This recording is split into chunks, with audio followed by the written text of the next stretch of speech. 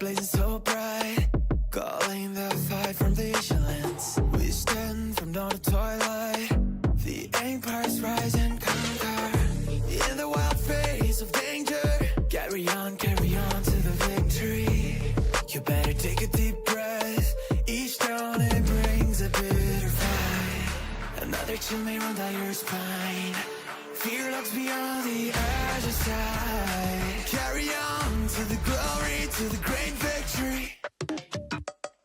Never give up till you die, never give up in this life. For every word that you win bright, it's time to become. Never give up on your mind, hold your weapons, strive and fight. For every kingdom that falls and rise, it's time to become legendary.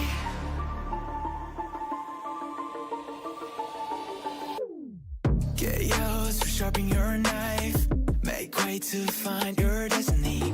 Worship a man or a shrine, can both recall is scattered.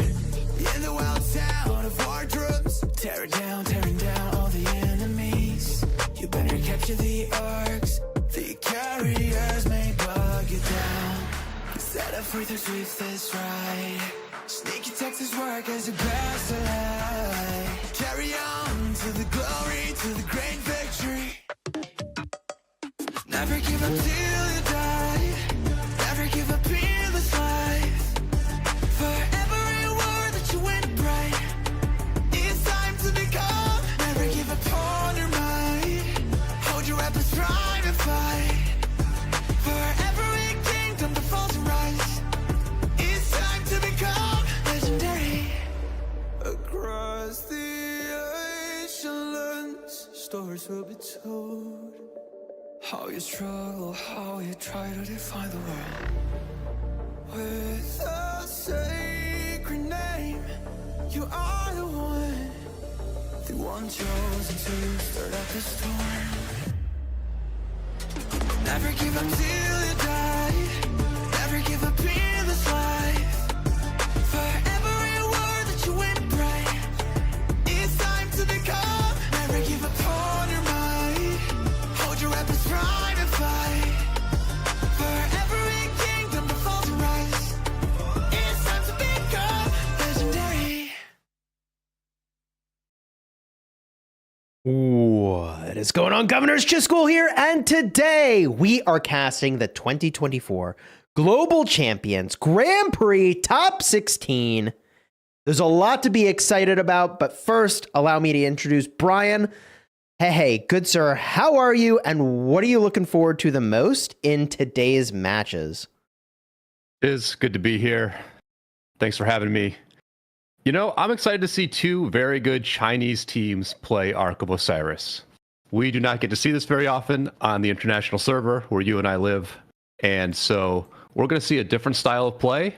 We're going to see a high level of play. I don't know that it's going to be a higher level than we're used to on the international server. I think these two different servers are very comparable in skill, but we're going to see some different teams, some different names than we are normally used to seeing in these endgame kind of matches.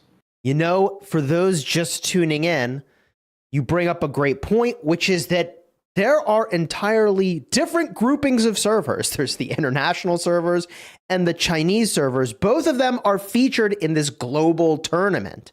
Now, most folks that watch Brian and I on YouTube are watching international servers, and today's teams for the first matchup are two teams from the Chinese servers. And the way the teams got to this exact moment, in case this is your first Grand Prix match that you're watching, is either by being the #1 team in their realm and automatically getting to this second stage of the tournament, or if you watched last week and you're subscribed to the channel, you know there was an entire other stage of the tournament that happened, and we were casting those matches. They were really exciting.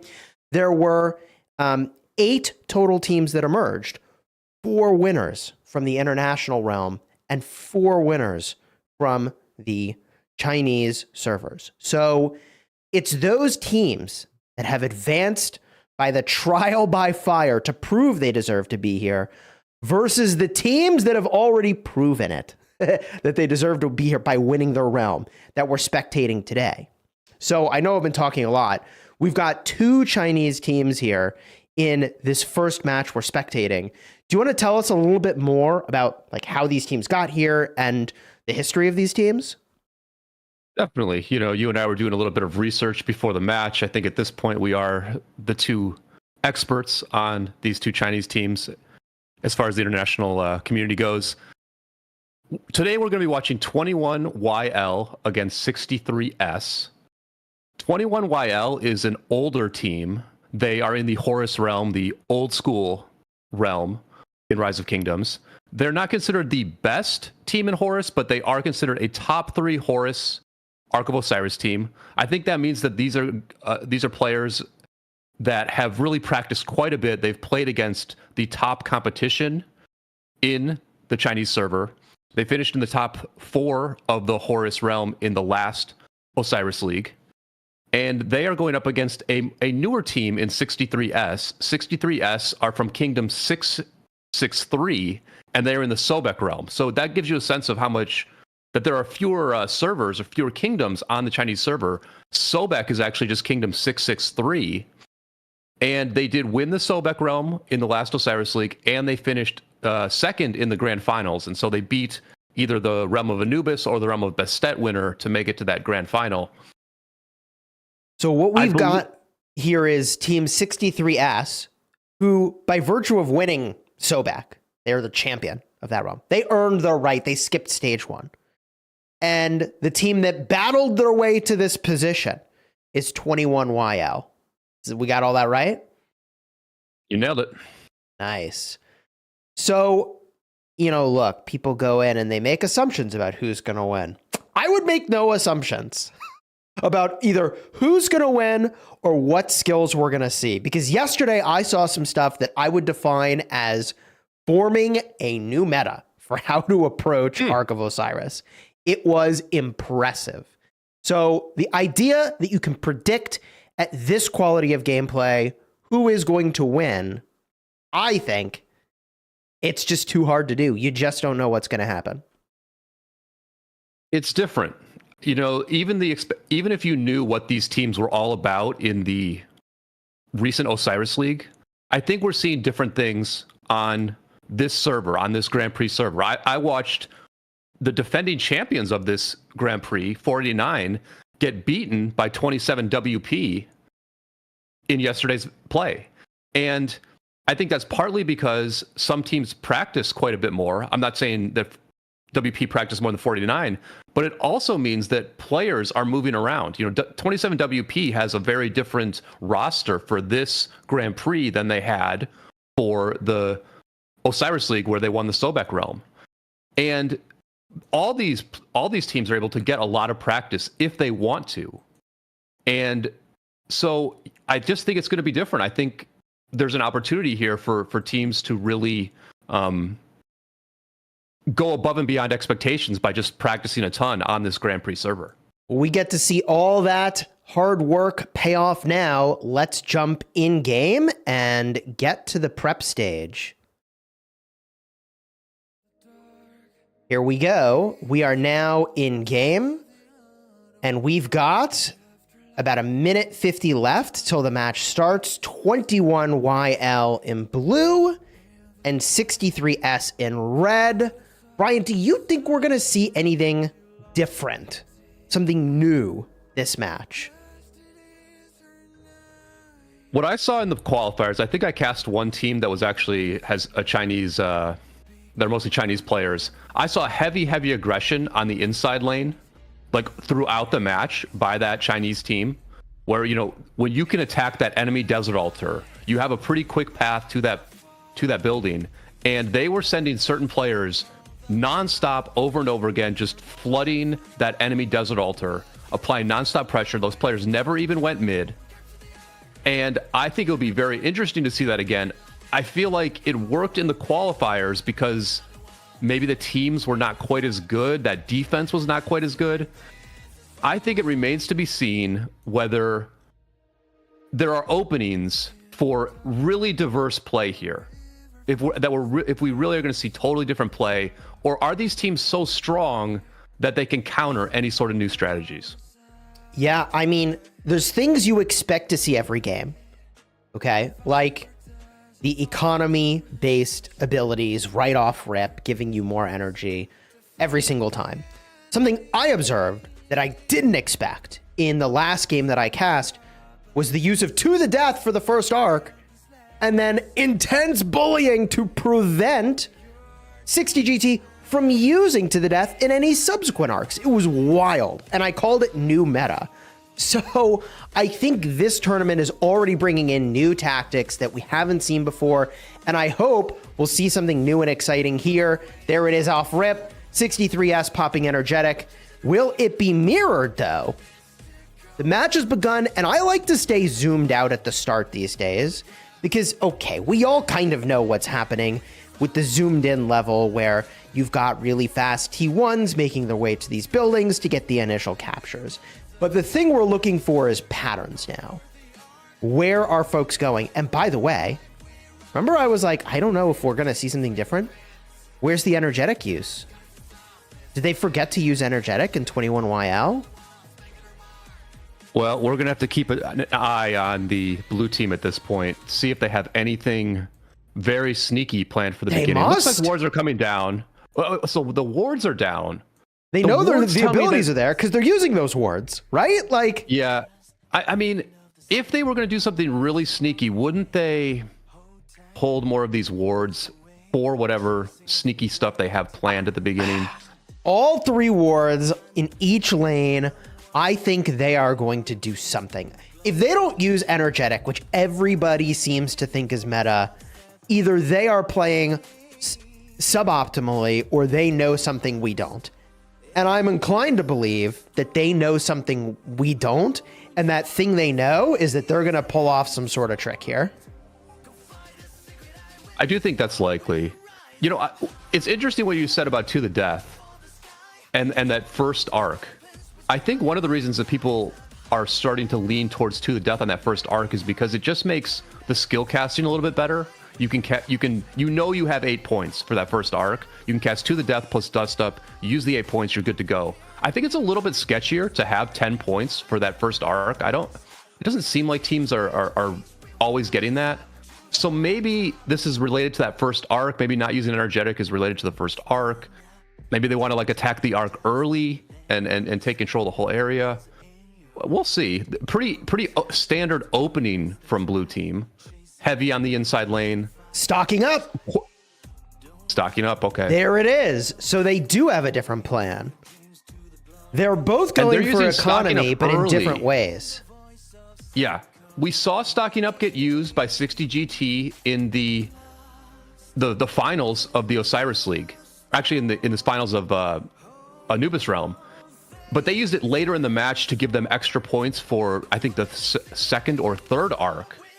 This stocking up, they're getting ready for this first arc. They want to have a lot of points for this very first arc, potentially more than 10 points. I mean, you can see they're also provisioning too. Sorry to interrupt. 6 provisioners at least. This is very unusual. I mean, this is why I like the zoomed out view now at the start and to just look for patterns, because there's no real pattern I see here where I'd say, oh, big attack going this way or that way. I'd say maybe minimal defense on the Shrine of Life on the part of 63S. But we see immediately those 6 provisioners in there is very unusual at the start. Absolutely. It's not a bad time to have fewer marches in the field, though, right? Because it's pretty hard to get the first capture on enemy buildings. We don't see it very much in the high-level arc matches where you actually get the first capture on these buildings. Normally, teams will just teleport to their obelisk, and that second wave of marches will take the building back. So it's not a bad time to have extra gatherers out there. And, you know, who knows? Maybe they're also going to get some decent gathering points that'll pay off later. Here's the fight. Now, Chad is asking for us to remind them what stocking up does. Since I'm showing the game view, yeah, I think it'd be nice to read the exact skill. Are you able to pull that up? I can pull up stocking up, absolutely. Because I want to get the exact language right, specifically the duration of that ability. Because they waited to use the ability for a while, which leads me to believe they're trying to get as much value from it as they can. Yeah, it lasts for 10 minutes. What it does is that when the skill is active, for every 3 provisions that your team gathers from caravans, it will deliver 0.1% of an energy bar. So that means that for every like 1 piece of resource you gather, you're getting 0.1% of an energy bar. You can do up to 1,500 provisions. So that would be, that's a lot of gathering, but 1,500 provisions would give you 150% of an energy bar. So that would be like 5 extra points. If they did the max gathering, they would get 5 extra points over the next 10 minutes. Now the thing is, they're gonna wait until the Ark is about to spawn, and then they'll have those gatherers return after they've cast a couple of skills, and then those gatherers will give them an additional, potentially 3 or 4 points on their skill bar, and then they will be able to cast even more skills mid. We've seen teams cast about 12 points of skills. That's the high watermark that we saw 60 GT pull off. So this is very interesting. Basically, and I appreciate you reading that. So they're going for more points than what Energetic would have provided in value. Right. So the cost to them is less effectiveness fighting because they've got 6+ people on caravans. But even though they should theoretically be less effective, they've got this Desert Altar. And Obelisk, they used Energetic. Obelisk, bottom side obelisk on the red team. They used Energetic it is too. Getting swarmed. I mean, 21YL is about to flip this obelisk on. The obelisk take here is nice. Don't they get teleports just for the capture? It's gonna slow down 63S's teleports if and when they do get this flip. Looks like on your screen they have flipped it. Yep. So that's costly. To lose those teleports is definitely costly, and I think they just got this from marches that were trying to sad face. Yeah. They rolled from the Desert Altar to that obelisk. But what do you think of this double economy play? Stocking up and Energetic. Both. Like, what are they going for here? We don't normally see this. I love it, personally. I don't know if it's good, but I love just moving all in on economy. I am a sucker for saving up for later, bro. Listen, I do think it makes more sense to use stocking up at the start of the match. I really do, because you're losing less in the field. You're losing less in the field early on. So, and that first arc gives you so much control. I mean, the reason that To the Death is nice for the first arc is that you can increase your chances of capturing the first arc, and then you can control the pace of the match and decide, like, do we hold this thing? Do we do a fast return? So to me, it makes just logical sense to use stocking up at the start of the match. I love it. I'm eager to see it turned into big value. And if it is such a huge win. We'll see if they can pull that off. It looks like they are still holding this Desert Altar. They may get the first capture points on this. I think they almost certainly will. Oh yeah, they're good to go. That is huge. So 21YL, remember, they were not the Realm champion. No, but they're the old school team. You know, this is the most. This is one of the most experienced teams from the Chinese server here, beating up on the youngsters. Yeah, I mean, according to our notes, they're top 3, right?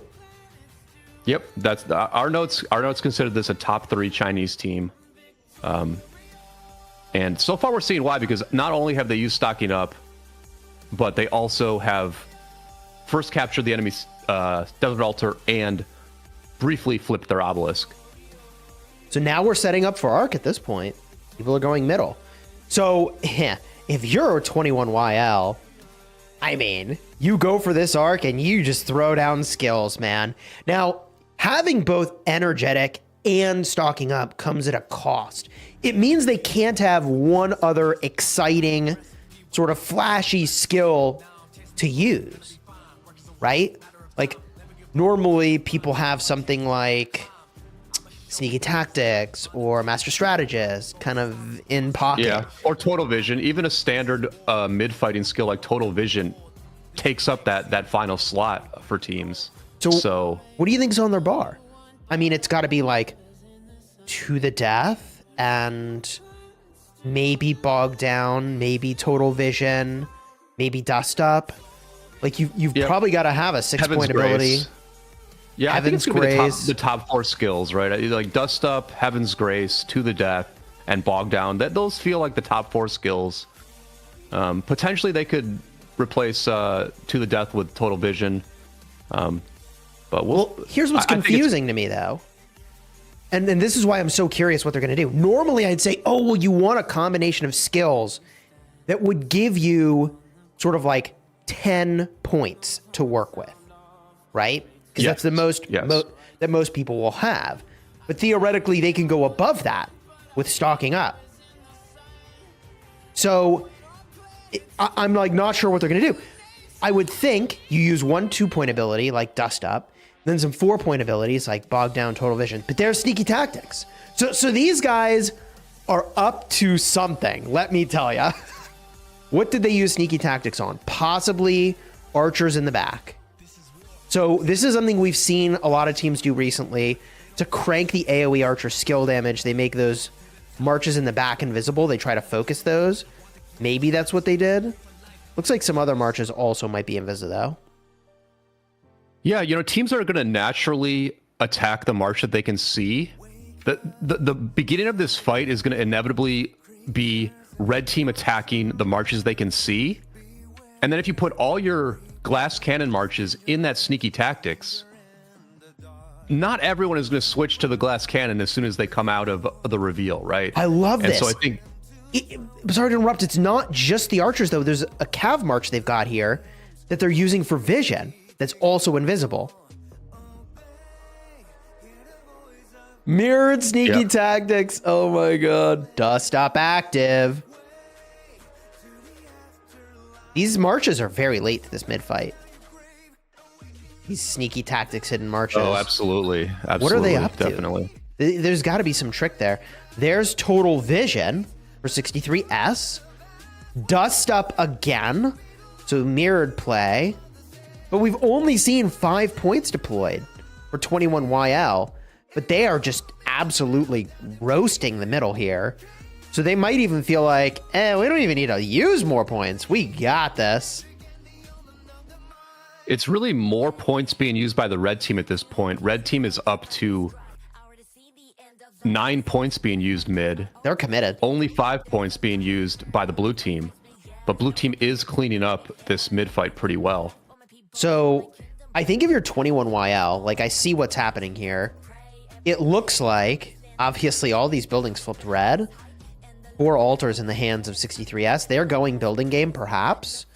And if you're 21YL with more ability points in pocket, I think what you do is you just dunk these arcs as fast as possible.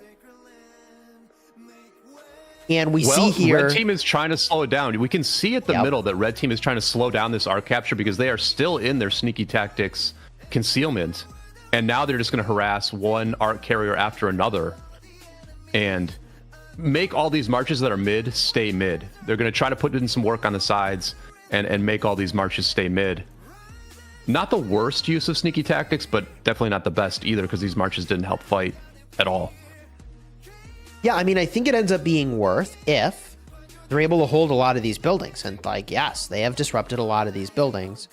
But they have kind of an uphill climb here because they lost the initial engagement for captures. So they're already down thousands of points. They need to do more than just disrupt the buildings. They need to dominate the buildings. Yeah, and one thing that happened here, as you noted, is that the blue team, because they were so dominant mid, they didn't use all their skills. They only used 5 points, and so they probably have a ton of points right now, and they know the other team depleted their entire bar. So if they're just being sort of rigorously logical about what they do next, they're going to return this arc very quickly because they just know that they have a big points advantage if the next mid fight is quick. but they also have a pretty decent lead right now, and so that would be a reason to hold the Ark. If I had to bet, I would bet that they're actually going to just return this quickly and do that sort of ruthlessly analytical strategy. But we'll see. Yeah, I would return it quick, real fast, and then just use your ability point advantage to guarantee you win the next Ark. And you just keep doing that over and over. Like, you almost force 63S to, like, not use abilities in this next Ark and to just surrender it. Because if they use ability points but less than their opponent, they just lose. So what's the point of that? Like, they got to set up to actually win an Ark. You see what I mean? Yeah. Rather than, like, playing to win, as I often say, sometimes looks weird in ways that you don't expect. And playing to win, I think, means not using a bunch of points and, like, setting up for your next Ark to be a W. The problem is that if they don't use points, then 21YL could sit on the second Ark and make them waste their points with a full bar. This is the power of having the Ark in your hands. You control this, all of it. Yeah, also worth noting that Total Vision actually has a cooldown of 15 minutes. So I'm trying to come up with, let's say that the red team has, like, let's say they get back to 8 points for the next Ark. They would need to have either exactly Bogged Down in Heaven's Grace to use those 8 points, or they would need to have To the Death plus Dust Up. And in that case, they would have to, like, make the fight, their kind of fight, to use To the Death effectively. So red team's a little bit locked in terms of, like, what skills they'll even have for the next Ark. And I think that's also something that plays into 21Y's advantage. Well, we see the structure games starting to even up, but 3 altars still in the hands of 63S. Leaderboard position, about 1,200 points or so of difference here. It's pretty close. The difference, of course, is the Ark in hand for 21YL. And the points per minute, certainly, 230 points per minute diff here, but it's looking pretty good for 21YL as an opener. It's a good opener. I think it's interesting that 36S is pretty good on the sides right now. If we look at the 2 desert altars, 36 or 63S is the one that's on the offense. At least on their lane, they are on the offense on the desert altars. 21YL has not really mustered much of an offense. And especially on that inside lane where there's so much opportunity, it does seem like 63S has been pretty effective on the side so far. They slam dunked that Ark. Yeah. Just the second they could score it, they did. And I think that's because they've set up so clearly for Ark domination here. So the fact that they won buildings off rip and are dominating Arks, and they go for stocking up again, like, these guys are cooking. Did they use stocking up again? They just did. Oh, wow. Yep. Interesting. Yep. They probably had so many points left. That might not have been part of the plan. A second stocking up may not have been part of the plan, but they just had to use so few skills for that first mid-win that they don't want their bar to completely fill. Exactly. Right? I think that's right. Hey, when what's the saying? It's not when it's raining, make hay. What is there's some saying, but, like, take advantage of the fact that you've got more points. Why not use stocking up again? Sure. Seems good. How about make hay when it's raining? I mean, that makes no sense, but there you go. No, what is the saying? Gosh darn it. A bird in the hand is worth 2 in the bush. It's completely the opposite. It's make hay while the sun shines. There it is. Well, that's we got there eventually. Yeah, Yep. Make hay when the sun shines, right? So, like, the sun is shining, take advantage. Let's just gather. We're cooking.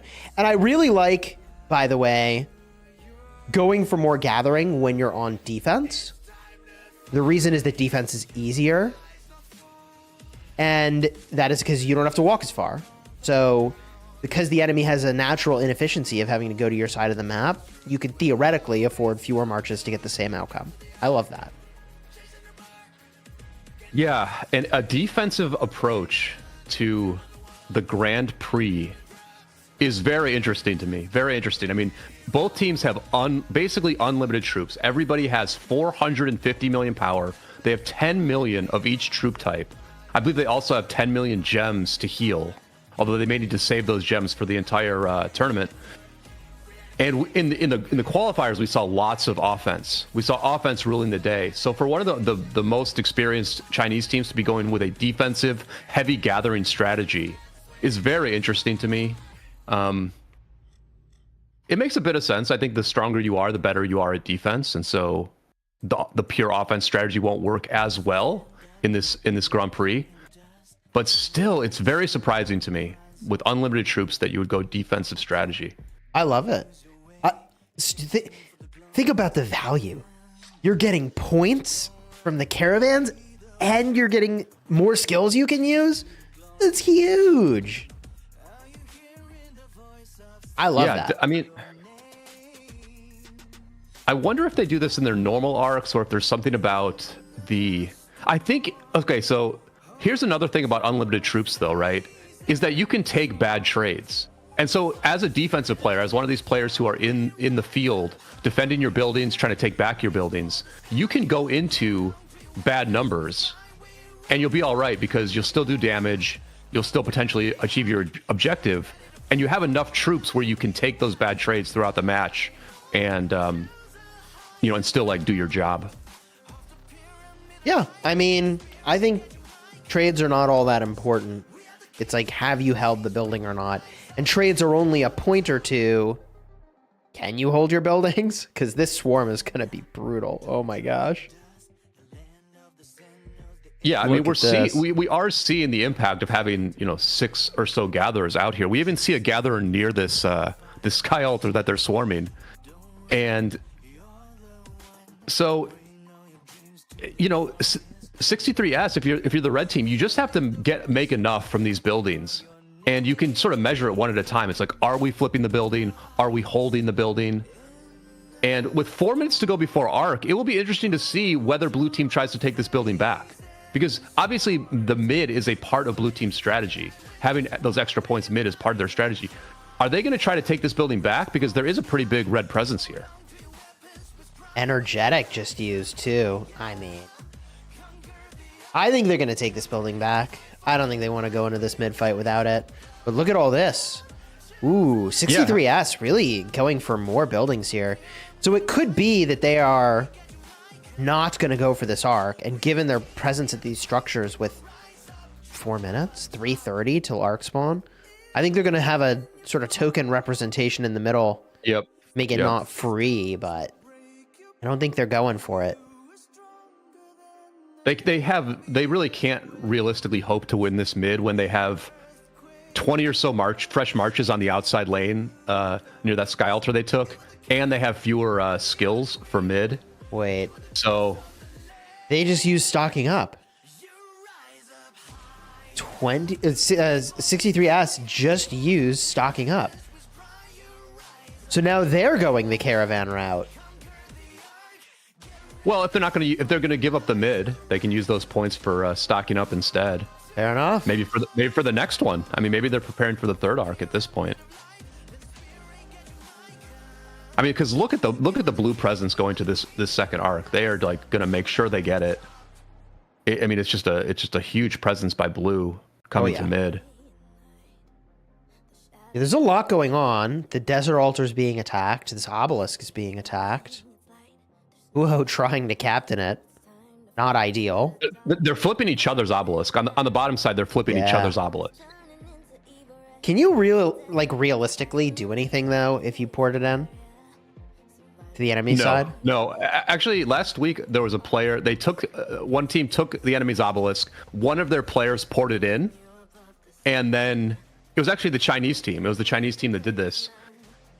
One of their players ported in, and then like 2 minutes later they ported out. Where like I'm pretty sure one of the leaders was like, "Just teleport back to where you're supposed to be. You're not doing anything over there. Please, please listen to me." Dust step active for both teams. This fight's probably about to go down for some definition of fight, because 63S just hasn't brought as much to middle, I think. Doesn't look like it. Does not look like it. But neither team at this point is fully allocating to mid. I would be very surprised if blue team sends more marches to mid at this point. I think they're going to try to take back their buildings. At this point, they've only lost 2. They've only lost the outside buildings. So not too much damage being done by 63S at this point. And, you know, it's a 3.5K lead already for the blue team, and they're looking to get this second Ark as well. The Ark spawns in 50 seconds. If 63S is going to do something, they're going to need to start that action now. There they go. They're moving in.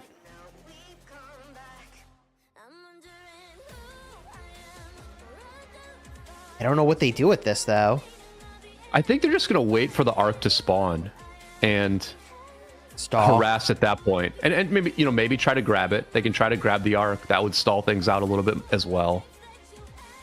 The only thing is just, it's like a lot of effort to like, it's a lot of effort to not accomplish much. You know, you'd rather your players be focused on like a real goal that can do a lot for themselves. But all these players are like just focused on like incremental gains of like stalling the enemy team from getting the Ark and returning it. I mean, it's not a lot. There's the bog down.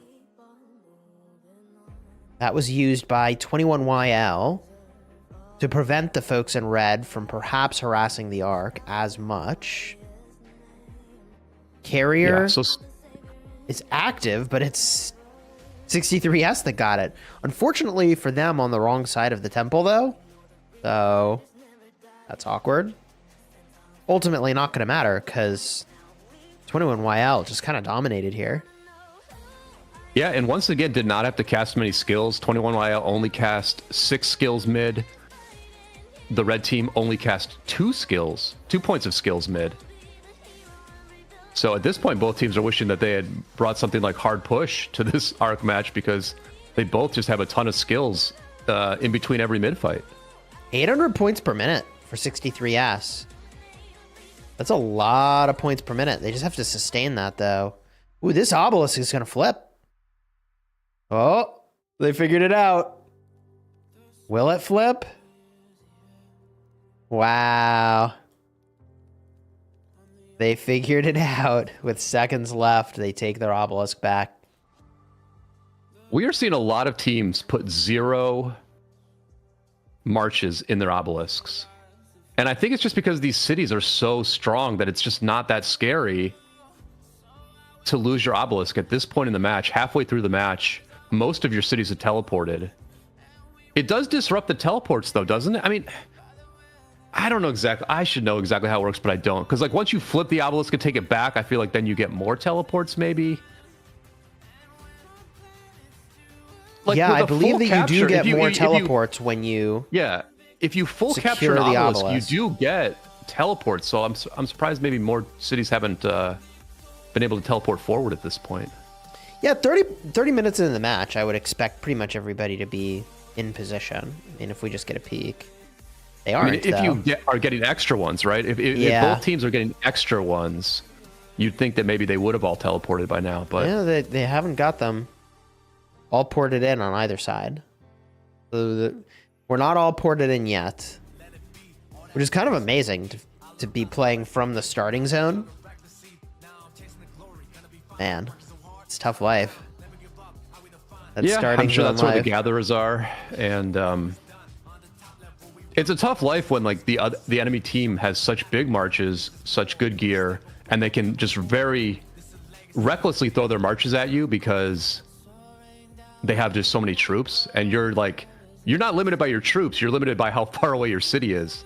So I wonder if any teams are micro-optimizing where like they look to see which cities are in the start zone and they focus fire down those marches first, because that actually is the advantage you would want to have in the open field.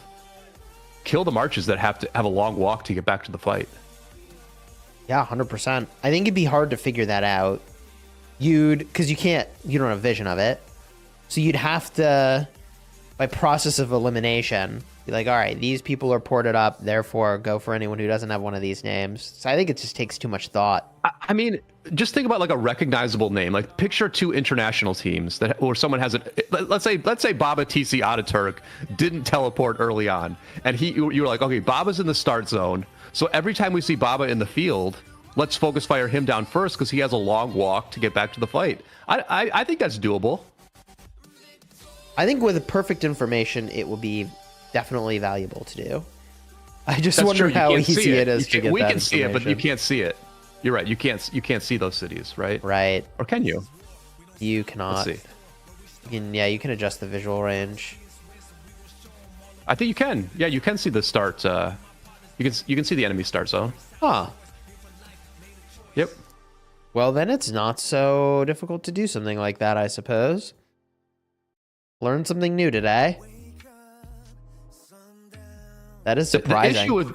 The issue with those sort of like detailed shot calls is just that there's so much happening in these matches, especially in the Grand Prix. We see that neither team sends everybody to mid. There's fighting on the sides during every single arc. Buildings are flipping back and forth constantly. There's so many other things that you have to focus on. I would put it at pretty low prio for a voice call out. Yep. It's just, I mean, it's hectic, man. There's so much happening. Let's see here. Are they holding this arc? This time they are. That is curious. How long do you think they're going to hold this for?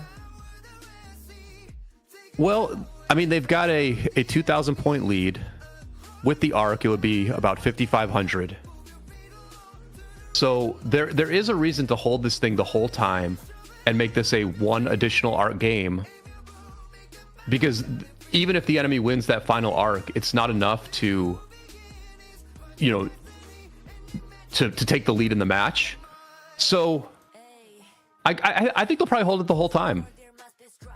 If not, they're just going to wait for a very good timing when their team is on the attack and then return it, which would actually be kind of now, since they are attacking the Desert Altar on the bottom and they're attacking the Sky Altar on the top side. So if they wanted to do an early return, now would be the time to do it. Now would be the timing. They may just hold it the whole time. Well, I am inclined to believe they are going to hold it. So I just don't know how their ability bar hasn't filled up. Both of them, with both stocking up and energetic. I think it's a given that both teams will have 10 points for the next arc. Do you think they just sit there at 10 points, just maxed out, and they just wait? A team could cast Dust Up right about it. If you knew that if you're blue team and you're going to hold this thing for 10 minutes, you could cast Dust Up right now. It would be available to you for the next arc fight, and you'd still have 10 points. I'm thinking you'd still have 10 points, assuming you have some gatherers up right now and they can return the arc return their resources at some point in the next 10 minutes. You could cast Dust Up right now. What's the downside? If you're blue team and you're going to hold this arc the whole time, what's the downside to using Dust Up right now? I don't see one. If you sort of signal you have that many points, but the teams should be sort of keeping track of the number of points their enemy has anyways. Yeah, you signal you're going to hold the arc. It lets the enemy team know that you're going to hold the arc the whole time. But they probably have a sense of that now, and it's sort of clear that the blue team is going with this like defensive strategy. Let's hold our buildings. Let's maintain our current lead.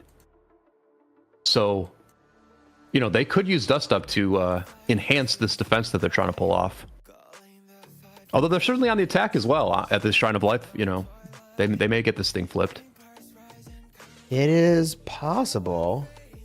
They're trying to bring an Eleanor as well. They're bringing like a very, very low health Eleanor towards this Shrine of Life. Yeah, I mean, because it can cap then if they win. She's just swarming. She's just swarming it. Yeah, I think, they're trying to push through the damage, because it got low, but not low enough. The Billy Prime sees the Eleanor's there and is going to try to account for that. Yeah, touch and go defense here for 63S. Looks like they may get the hold, and they absolutely do need to hold their buildings. They cannot let 21Y get some cheap flips because that's just going to be the death Ark of them. too. And they return the Ark. Okay. Yeah, I mean they're attacking the desert altar on the bottom side. The timing is still good here. They can defend. They can flip this desert altar. Then their marches can hang out at this desert altar, and try to just hold it for as long as they can. Sustain damage, get sad faced, and then head to the middle at that point. Big defense here on the 63S Sky Altar. This swarm is pretty crazy though. And there it is. The problem is those swarmers just weren't getting attritioned enough. It was going to be very hard to hold that. It would have been, to your point about efficiency, super inefficient. That doesn't exactly matter if you get the hold, but I think in this case, it was a pointer to the fact that they were not going to get that hold. Yeah, and 21Y is just trying to flip some buildings now to disrupt the approach of Red Team for this third Ark. Red Team will get back most of their buildings. I mean, it's not going to be that hard for them to get back the Sky Altar. The Desert Altar is a little bit more touch and go here on the bottom side.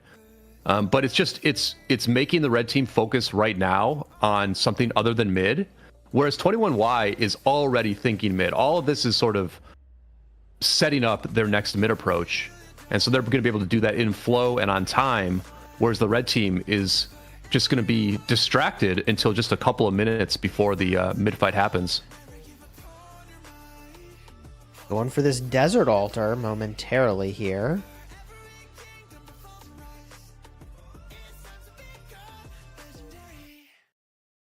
Five and a half minutes till Ark.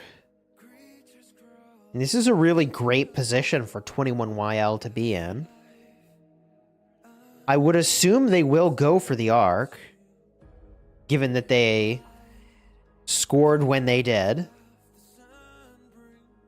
And I feel like the timing is pretty good for 63S. They're going to have enough time to get their buildings back, refresh, and go to the middle. So yeah, I almost... and they're on the attack as well. I mean, on some of these lanes, they're on the attack, so... Yeah. I almost feel like... The timing was... Go ahead. Well, the timing was almost better for 63S than it was for 21YL. I was about to say, the timing for 21YL is great if you want to get to mid early. The timing for 63S is great if you want to get to mid just barely on time, but accomplish some stuff on the sides right before then. Yeah, they still got time to get where they got to go. 4:30 till Ark spawn. I mean, yeah, by now you'd ideally be moving to middle, and it looks like some folks are. Of course, if they're going to middle with low health marches, which some of them are, that is certainly suboptimal. That's not great. Yeah, that's not great. But they're Although not I think most of these super low. marches are, most of these marches are quite full actually. Yeah. There's energetic for 21YL. So that's kind of unusual to pop energetic right before a big fight. I think it's because they also have stocking up, right? So they were at 10 points. Now they drop back down to 8. So they either plan to use less than 10 or they plan to get more energy before the fight ensues. Yep, I'm trying to look for gatherers. I don't see a lot of gatherers out right now. A few are coming in right now. A couple of gatherers are coming in right now, actually. That's probably exactly what it is, right? So they gathered, they bring them back from the stocking up to get, some points back in, and they use the energetic to almost like make space for that. Yeah, I wonder if we're going to see more of this. And I wonder if, international teams will adopt it. Is this standard? Is it standard for teams from the Chinese server to use stocking up very early on? And they even waited for the energetic, right? They cast stocking up first and then use the energetic after it? Is that what they did at the start of the match? Yeah, they used stocking up initially. They waited like 60 seconds and then popped stocking up. And then used energetic immediately, or they waited a while? I think it was I guess we pretty have the log, early. don't we? We have the log. It was like it was a minute later. Or no, it was several minutes later. It was like 4 minutes later. Yeah, so they waited about 4 minutes to use energetic. It was before the mid fight. They used the energetic before that first mid fight because they just were going to have so many points, I think. Yeah, so I wonder if that's standard. I wonder if this is like the standard timing of what teams do, or if they were feeling very confident in this match, and so they sort of use the stocking up right at the start in a non-standard way. We'll have to see. We'll have to see as this tournament goes on. We're going to see plenty more from several very strong Chinese teams. I personally like the idea of having 2 economy-based skills. The only issue is that you are sacrificing strategic flexibility in the form of then only having 4 combat skills. I think that's kind of a big deal. If you had more slots for skills, I think it would be very standard for teams everywhere to be using both stocking up and energetic. Yeah, and we also see, listen, one thing to realize is like these two servers are very similar in skill. I guess the skills are popping off. We can talk meta stuff later, but sneaky tactics here cast by the red team as they take the temple. And dust up, I believe, also active. Bogged down. To the death. There it is. This is it. Almost 15 points. 15 points being cast here by 21YL.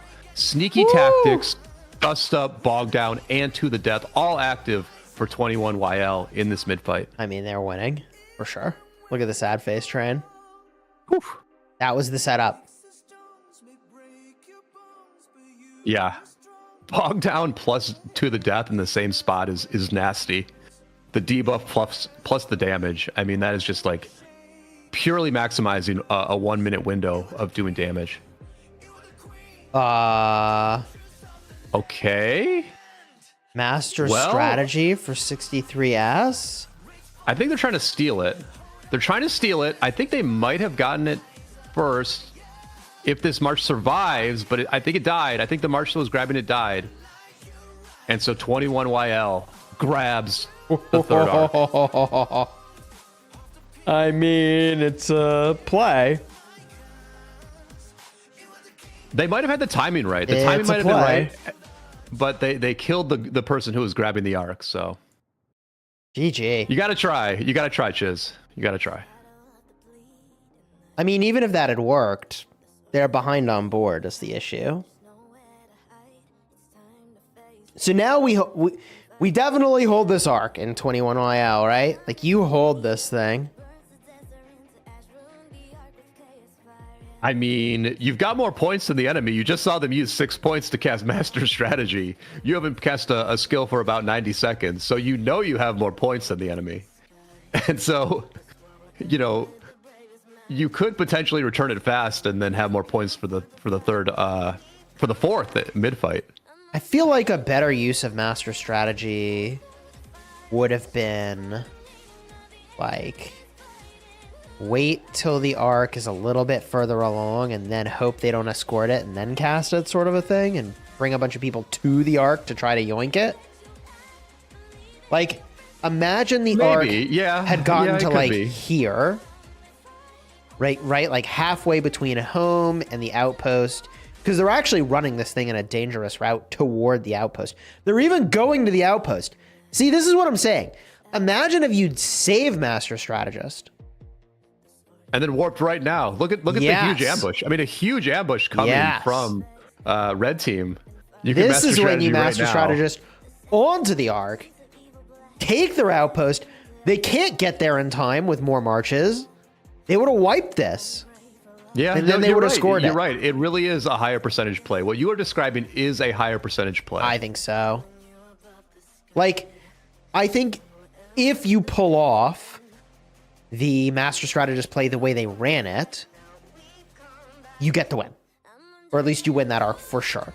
I think you're less likely to win this arc by porting on top of it, but more likely to like get a positive outcome, if that makes sense.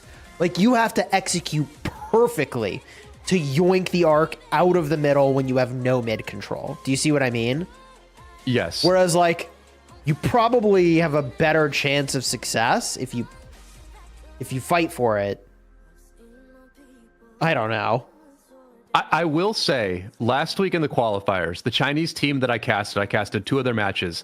I did see them yoink an Ark with master strategy. Like, they sneaky tactics to the temple. They stood at the temple in the sneaky tactics concealment. They timed it perfectly. They grabbed the Ark. They warped it home to their obelisk.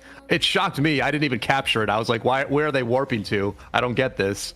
So, you know, some of these teams do have like the timing really, really down pat. And like I said, that timing was not too far off. They at least cast the warp at the right time. And they had a player grab that Ark really quick, so... Yeah. I mean, the risk is just so high in that way of running it. Yeah, it's in play, though. Like, in the Grand Prix, yoinking the Ark, I think, is definitely in play. I've already seen it once. You know, I've already seen it once. So, it really is in play. We didn't see it work in the International Osiris League. We saw people try it, I believe. I think we were casting a match, and in the other match, a team tried to do it. I think maybe 93 might have tried to do it, but it has worked in the Grand Prix already once. So, yep. I think 93 tried it. It didn't work, and they won the match anyway. Is what I remember happening. Hopefully, I have that right. Yeah, it's just so risky. It's a god tier move if you get it right, but so hard to do. It happened in the 12 UTC match today, chat says. Wow. Okay, there we go. So yeah, it's it can be done, but yeah, it can be done. I mean, one thing that's worth noting, right, is that the international server and the Chinese server seem very even. We saw HJK from 188 lose a very close match yesterday to one of the top Chinese teams. I think they lost by like 1,500 points. So, you know, and the Grand Prix winner has flipped back and forth between international and Chinese. I think the international server has won more of these Grand Prix. So the two servers are very even, but we are seeing different styles. We are seeing a more economy-focused style and gathering-focused style from the Chinese server, whereas the international server is more like, we're going to win the fights. A team like 49 uses no gatherers. They want pure effectiveness in the fighting. And so, you know, with new skills like stocking up, I wonder if it's more shifting towards an economy type of game. We'll see as this tournament goes on. Yeah, I mean, I think the addition of energetic and stocking up are fantastic. And I think, personally, I love going for efficiency and value and hoarding. I mean, this is the way I play, right? So, obviously, I gravitate toward this sort of style of accumulating more ability to do stuff, even with less strategic flexibility in terms of the quantity of skill choices. I mean, you know, we've all played some sort of game in the past where you know, build a deck or craft a combination of things that are being used. And like, I'm just such a sucker for efficiency. So I love the double efficiency based skills. I love it. I think it is the way I would build. But to your point, the opposite strategy can also work. You pointed out 489, just they're not provisioning. They're just every March fighting, right? Yep. I think that provisioning also becomes more compelling when you're not in a Grand Prix environment, funny enough. Because, like, the chances that you have, you know, 5 hyper powerful marches is not as good as the chance you have 4 in a gather, right? That's true. That's a very good point. Yeah. But those hyper effective marches in a normal arc also can do more because they're not fighting against all hyper effective marches. So maybe those two things balance each other out. I mean, we have seen like really big gathering scores already in the Grand Prix. 7K I saw one plus. team. Yeah, 7K plus. We saw 7K plus gathering. Was that in a match that you cast yesterday? Was that? Yeah, I cast a 7K provisions score yesterday. Yeah, and that's just a massive, massive number that you have to take seriously. Like, even if you're 489 and you don't gather at all, and that's your philosophy, when another team is putting out 7K gathering points, like, you just have to take that seriously and be like, okay, maybe we do need to gather. Maybe that has to be part of our strategy somehow. That'll make you question your life choices when you face an opponent with 7K gathering. And I think it was like the team fighting GT that did that, and they had like 7K gathering, and GT had like 4.9 or 4.7. Like, it's not like they didn't gather, right? It's not like they didn't provision. It's that the opposing team pulled down 7,000 provision points. 2 arcs worth of provision points. Crazy. Do we see it? Let's get a look here at this matchup. What kind of provisions? Yeah, like 1.8, 1.7 for both teams. Now, the thing that's so crazy about these very, very, very low provision scores is that both of these teams have stocking up. Yeah, they've been gathering a lot. They've been gathering a ton. For stocking up, do you get the energy when you return to your city? Yes, you have to return to your city. I mean, look at the difference when you have to return to your city versus leaving a gatherer out the whole time. It's like a massive difference. Well, I'm just surprised the provision scores are so low, given that they both have stocking because up. they have to keep walking back. They're spending so much time walking to their cities. Oh, you're saying all that walk time to cities is inefficient. That's interesting. Yeah, it's got to be. I would have just assumed they haven't committed as much to provisioning through the duration, even with stocking up on the bar. It's possible. I'm having trouble seeing the gatherers on my map. Like, I have to zoom in to see the gatherers. Oh, I do not. So the way I'm looking into and seeing this is I just zoom all the way out. Yeah, I don't see them then. I just look for the little white circles. Oh, you see the white circles, and then you zoom in and see it. Yeah, okay. Yeah, and I don't even have to zoom in. Like, yeah, they just finished 1, 2, 3, 4, 5 provisions in the red team just now. Or they got out of 5 caravans. That's crazy. I mean, look at how many gatherers the red team has right now. What's that, like 2 for blue. 10 marches gathering? Yeah. Unbelievable. Well, it's your only way to get points at this stage. Like, they're kind of getting... With a 10K diff on leaderboard, they're kind of getting cooked right now.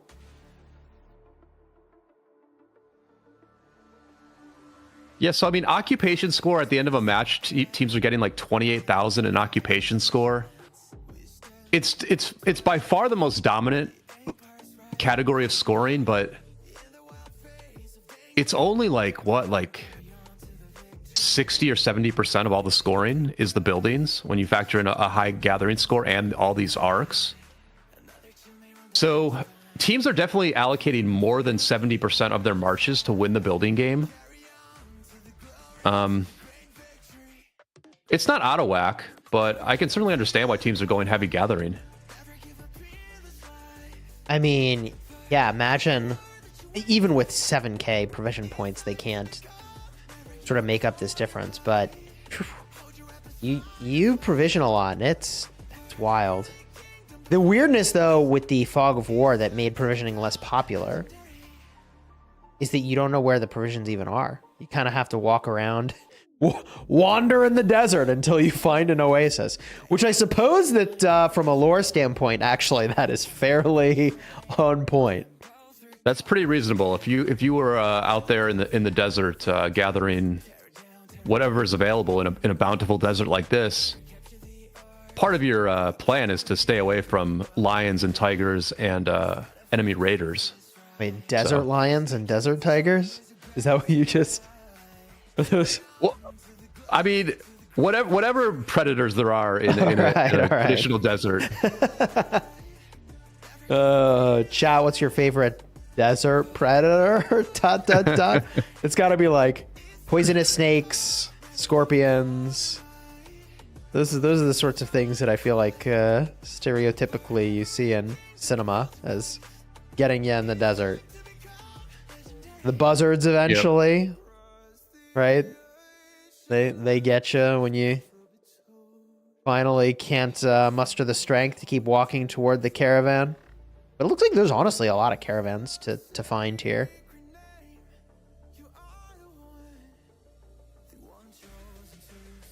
I mean, there is a counter, you know, there's definitely a counter to it by just like controlling the map, being very effective with fighting. But I think the gathering strategy is a little bit more balanced, and I think that's one thing that's nice about it. You don't have to take the buildings. Like taking a building is hard. That's like the hardest thing in the game is to take the buildings. And if you just play defense and gather, you don't have to deal with that like execution risk of like actually getting a building and holding it for a while. Yeah, I would say defense is not exactly... I think it's in some ways favored, but also not easy. Like, the march swapping is a real skill. To be able to control your field marches, swap out as you're defending, it's just not easy. Lions do live in the desert, chat says. Oh my gosh. New fear unlocked, desert lions.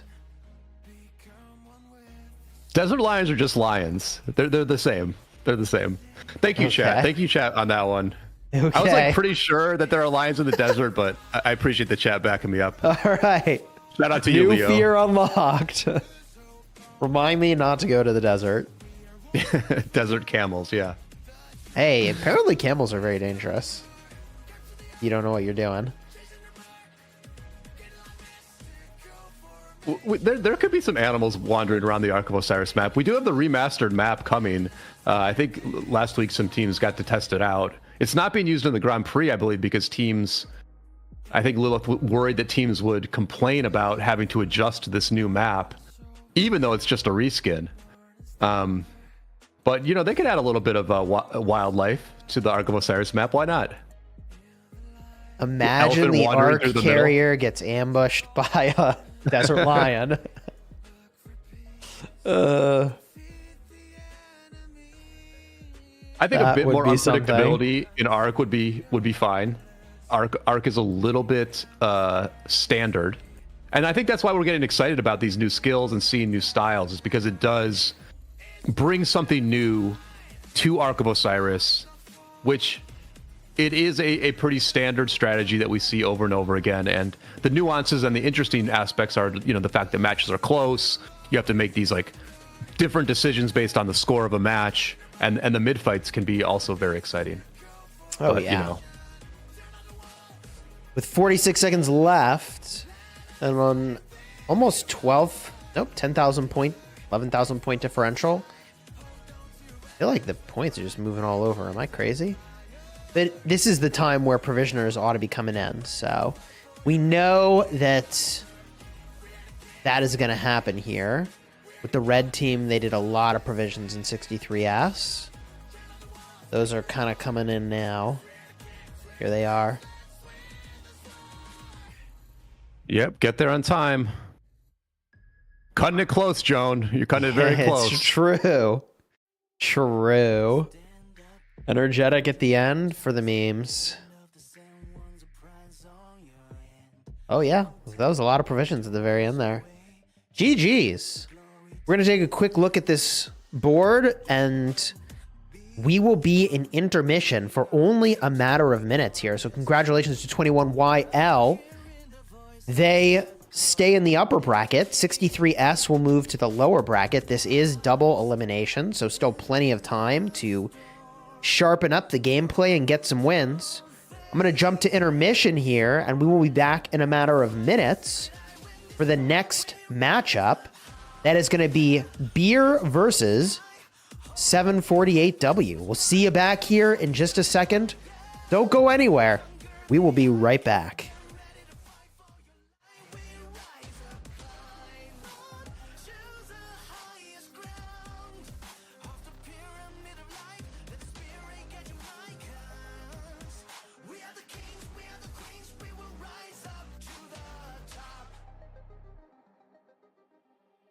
Stand up, don't draw in the dust. The land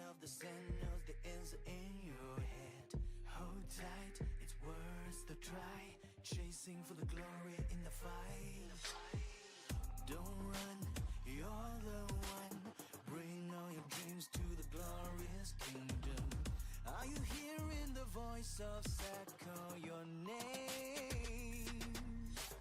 Lost in the storm, hold your face and swords. Go fight a secret, I win this war. We rise up higher, reach for the sky. Hold on to your weapons with pride. We rise up higher, conquer the ark. Get ready to fight for your life. We rise up, climb on to the highest ground of the pyramid of life. Let the spirit get you like us. We are the kings, we are the queens. We will rise up to the top. Even when you fall, sticks and stones may break your bones, but you are stronger than the heaviest waves. The earthquake won't shake you, 'cause you are the king, you are the queen, you are the truth of the land. You rise up higher, reach for the sky. Hold on to your weapons with pride. You rise up higher, conquer the ark. Get ready to fight for your life. You rise up, climb to the highest ground of the pyramid of life. Let the spirit get you like us. You are the king, you are the queen. You will rise up to the top. Dying night, the shadow of the bleeding night. The sword is losing its light, there's nowhere to hide. It's time to face the dark and fight them back. The moon is turning into evil red, burns the desert into ash, ruin the ark with chaos fire, yeah. Survivors won't pray for luck, belief could be hard as rocks, go against the deepest dark. The Sabbath calling you above the sky. This war will end with the bravest men.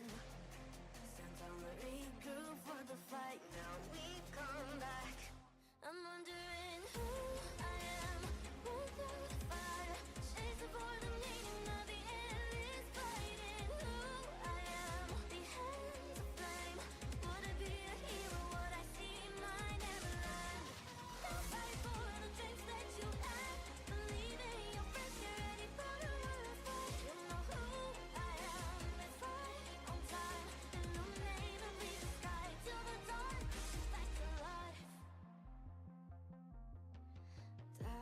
All right, my friends, we are back here for the Beer versus 748W matchup. I'm hyped for this. Folks are just porting in now, and we've got just a few minutes in the prep stage before the action begins. Let's talk a little bit about who these teams are and what you might expect to see. So, Brian, what do you know about these two teams? What should we be on the lookout for in this game? So we have got Beer against 2748. 2748 are the reigning Realm of Best Stat champions in the Osiris League. Beer is a team that it was part of the qualifiers. They registered together, had a high power, and then made it through the entire qualifying section, winning sort of one of the more wide open pools there. Beer has a bit of a 960 aspect to it. We have Amira in the front row here. Amira is a player formerly from 1903. I believe they're now in 1960. But it's a mix. It's a mix of different players from kingdoms big and small. There's AG here, who I had Korean barbecue with about a week ago. He said this was just a pickup team. You know, it's a group of players who got together and had a leader from 960, and they've made it through the qualifiers. And they're going to be up against a very organized team that's played together many times, 748. We talked about how this team has met up in real life as well, and they did win that Osiris League. I will say that 748 all teleported in immediately. There was no like teleport order for 748. Beer was a little bit more unexpectedly. Beer was the more organized and disciplined team here, and they did have a teleport order. I will say this. You gotta love the story of a community team coming together and getting W's. I mean, how cool is that? Players from all around the community. Typically, these teams get boom roasted. I mean, absolutely decimated, because how can you possibly outplay a team that's been coordinated and playing together for ages? And yet, they won 3-0 to advance to this stage of the tourney. That's cool, right? That's super cool. So as a caster, I don't have a favorite here for who's going to get the win. But the story behind a team that sort of forms from a bunch of different places, that's exciting. Absolutely. Absolutely. And I guess I don't have a favorite either, but I mean, it is Sunday in the US. There's a whole day of NFL waiting for us after this match. And I don't know. An afternoon beer does sound kind of good. So okay. You don't think beer just stands for me. some? It's like, you know, you don't think each letter stands for something? It's no. Beer stands alone. Beer is one message, one unified message here. It's not like best energetic ever. I don't know. I can't come up with really anything here. Best energetic ever. Really? I don't know, man. They just use energetic. It's top of mind. All right. Yeah. Both teams energetic on their way into the match here. Fast Cavs taking the obelisks. Blue a little bit faster, but about at the same time. That teleport order perhaps making a bit of a difference. And now we look for patterns and where everybody's going.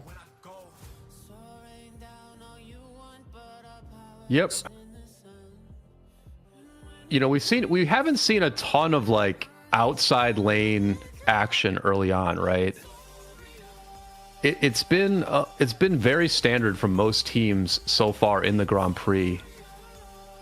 And you know, with these two teams, Beer you would expect to be a pretty standard strategy just because they're a pickup team, so they don't want people to be learning too many new things. 748 certainly has the ability to do a lot of unorthodox plays, but I feel like they've been a pretty like efficiency-based team when we've watched them in the past. Worth noting, 748 has been quite good in the Grand Prix. We cast them in the Grand Prix semifinals, and they almost upset 93T. If you remember that, this team is the team that almost beat 93T in the Grand Prix semifinals. Like they lost the Ark. Remember they took the Ark, they captured one of the Arks, and then 93T ambushed them, right, and stole the Ark back. Yeah, that was this team. Okay. Well, they certainly will be ready for that sort of tactic again. And by the way, your best BEER acronyms in the chat, please. Someone was trying to do that earlier. Let's see here. I keep looking and scanning to see where people are going. This is just a very standard opener for international servers. Energetic on both sides, emphasis on the inside lanes through the Shrine of War to the Desert Altar, coverage on the outside to the Sky Altars, and the Shrine of Life. Like a very standard split. I do think we can predict here a big attack on its way to this Sky Altar. So this could be kind of cool to spectate that happening as well as they posture by this pyramid, a spot I've often liked to visit on my way places. And a little bit of an ambush going on as well here. Kind of neat. Yeah, Viet Minh here. He's the shot caller for 748. Has been a player who's done, some of the more. He sort of like takes it on his own shoulders to do some of the stuff that's needed, whether it's like stealing an obelisk or, in this case, ambushing the very back line of the beer marches headed towards this outside lane. Chat's best offer here is best ever energetic refreshment. It works. It's coherent. It works, I suppose. Folks moving in at this desert altar. Big fight happening. The ambush and a little bit of a pinch going on here against Beer Squad.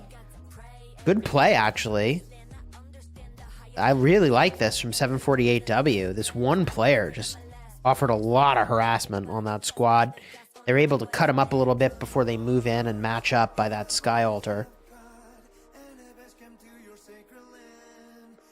Yeah, and 748 also cleaning things up at that desert altar on the top side. Even on the bottom side. Yeah, it's not even started at the bottom.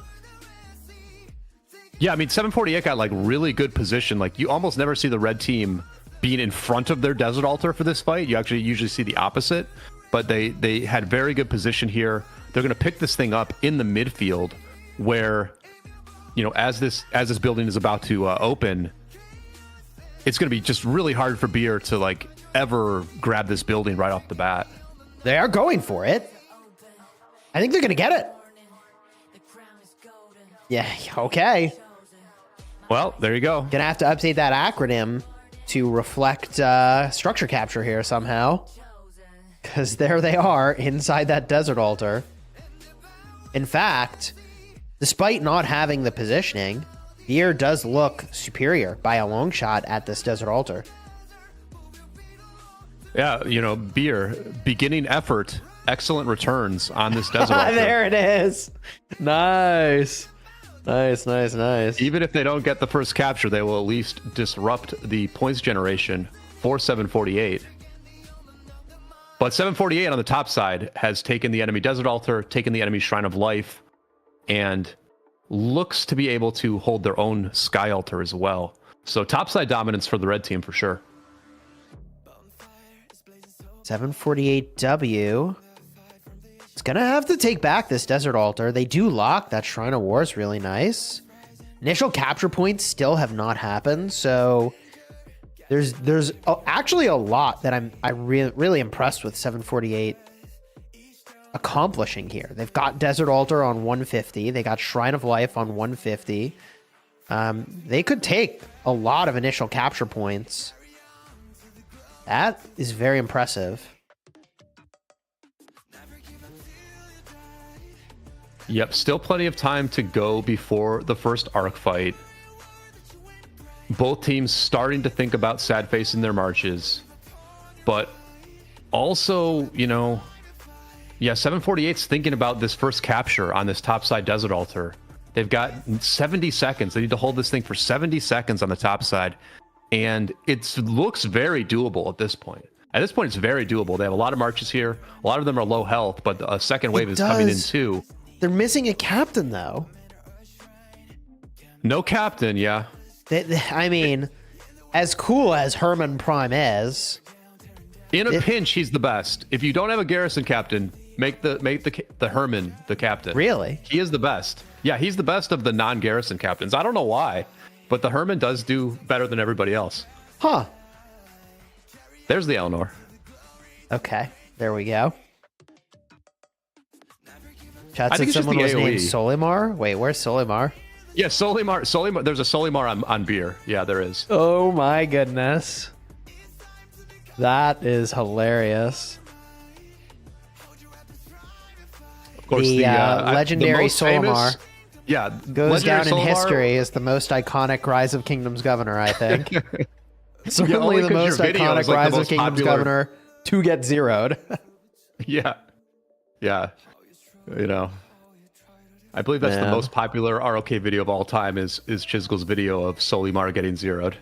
Well, I mean, since you've opened up the opportunity for me to talk about that, I recorded that, by the way, the game footage at a class. I was with my wife on like having your first child. Like, here's what to expect. That's great. I turned to my wife. I'm like, hey, look, there's this thing happening. I'm going to record it.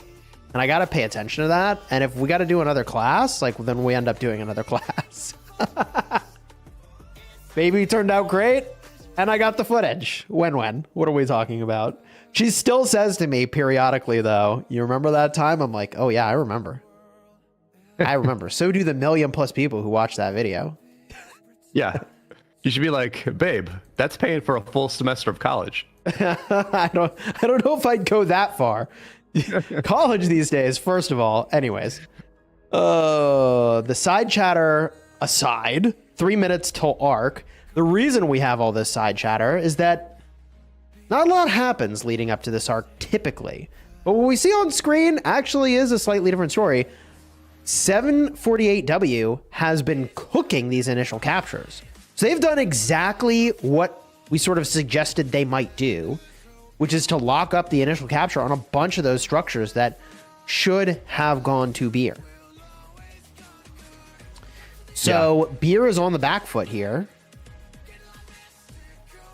And that R in their name, it might actually be best ever efficient recovery, because they're gonna have to recover from the 3,000 point deficit off this opener. Really clean from 748W to lock up all those initial caps. Definitely. And Beer is going to be so distracted on this Desert Altar trying to get to mid. It's such a good setup for teams when they take this Desert Altar right before mid, because like they can not only defend the building, but they can also harass any marches that are trying to bypass the building and go to mid. And then they themselves, if they win this fight, they just have a quick little jaunt to flank the blue team from the bottom side. So yeah, when you can take the inside lane, we see it on the Shrine of War as well on the other side. When you can take that inside building right before a mid fight, you can do a lot to disrupt the enemy, even as they go to that mid fight. Yeah, and a lot of folks from Beer having to commit to this Desert Altar. In fact, a lot of folks from both teams really not in the middle yet. We only sort of have vision of that from the Beer team's perspective. We just change up the visual range here. They do have vision of the fact that there's really not that many folks here yet, but you know, with a minute left till Ark, I think they could push here, actually, if they wanted to. You know, Beer has been here for a while. These initial marches from Beer have been here for a very long time. What's happening over time is that the red team they're sort of flipping the numbers game mid, where they were outnumbered at the beginning, but now they have more marches coming to mid. And so it just has been a tough start for Beer here. Their rally on the Desert Altar is just getting out now. Yeah, Beer could have maybe attacked early, but their numbers advantage was not very significant. So they were just in a tough spot. No, I mean, 748W, you gotta hand it to them. They are widening their gap by a meaningful amount every single minute. So this is a huge problem for Beer. They are falling very far behind from the opener here. It's costing them a lot.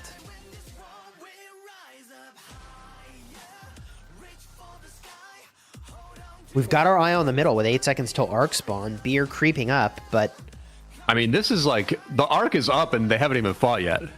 This is crazy. This is pretty crazy. No one's even picking it up. Okay, one person, 2 people. Yeah, pretty solid approach by Beer, honestly. Like, 748 was so passive there. They let Beer take the temple, and Beer is getting the Ark. Yeah, question mark emoji from the red team.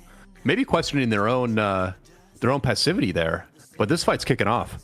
Well, bogged down on both sides, and that carrier is just cruising, quite frankly. Brilliant use of bog down. Both teams mirroring. So they've deployed the exact same stuff. Carrier down. Really nice play from 748W, stopping that Ark from literally running away with it.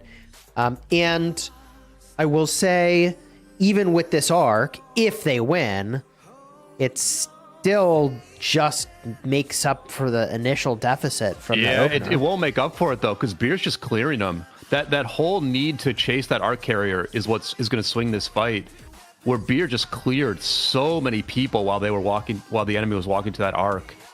And so just like a very short mistake by 748 is going to cost them this first Ark. big win for Beer to turn things around in this match. Yeah, I think Beer's gotta cap this thing as fast as possible and just run as many arcs as they can. Yeah, that was really good. That was honestly really good. They waited till the last second to get to the temple, but they still took the temple and they grabbed it, you know, maybe 2 seconds before 748 started to grab that arc. It was So pretty, yeah, last second there.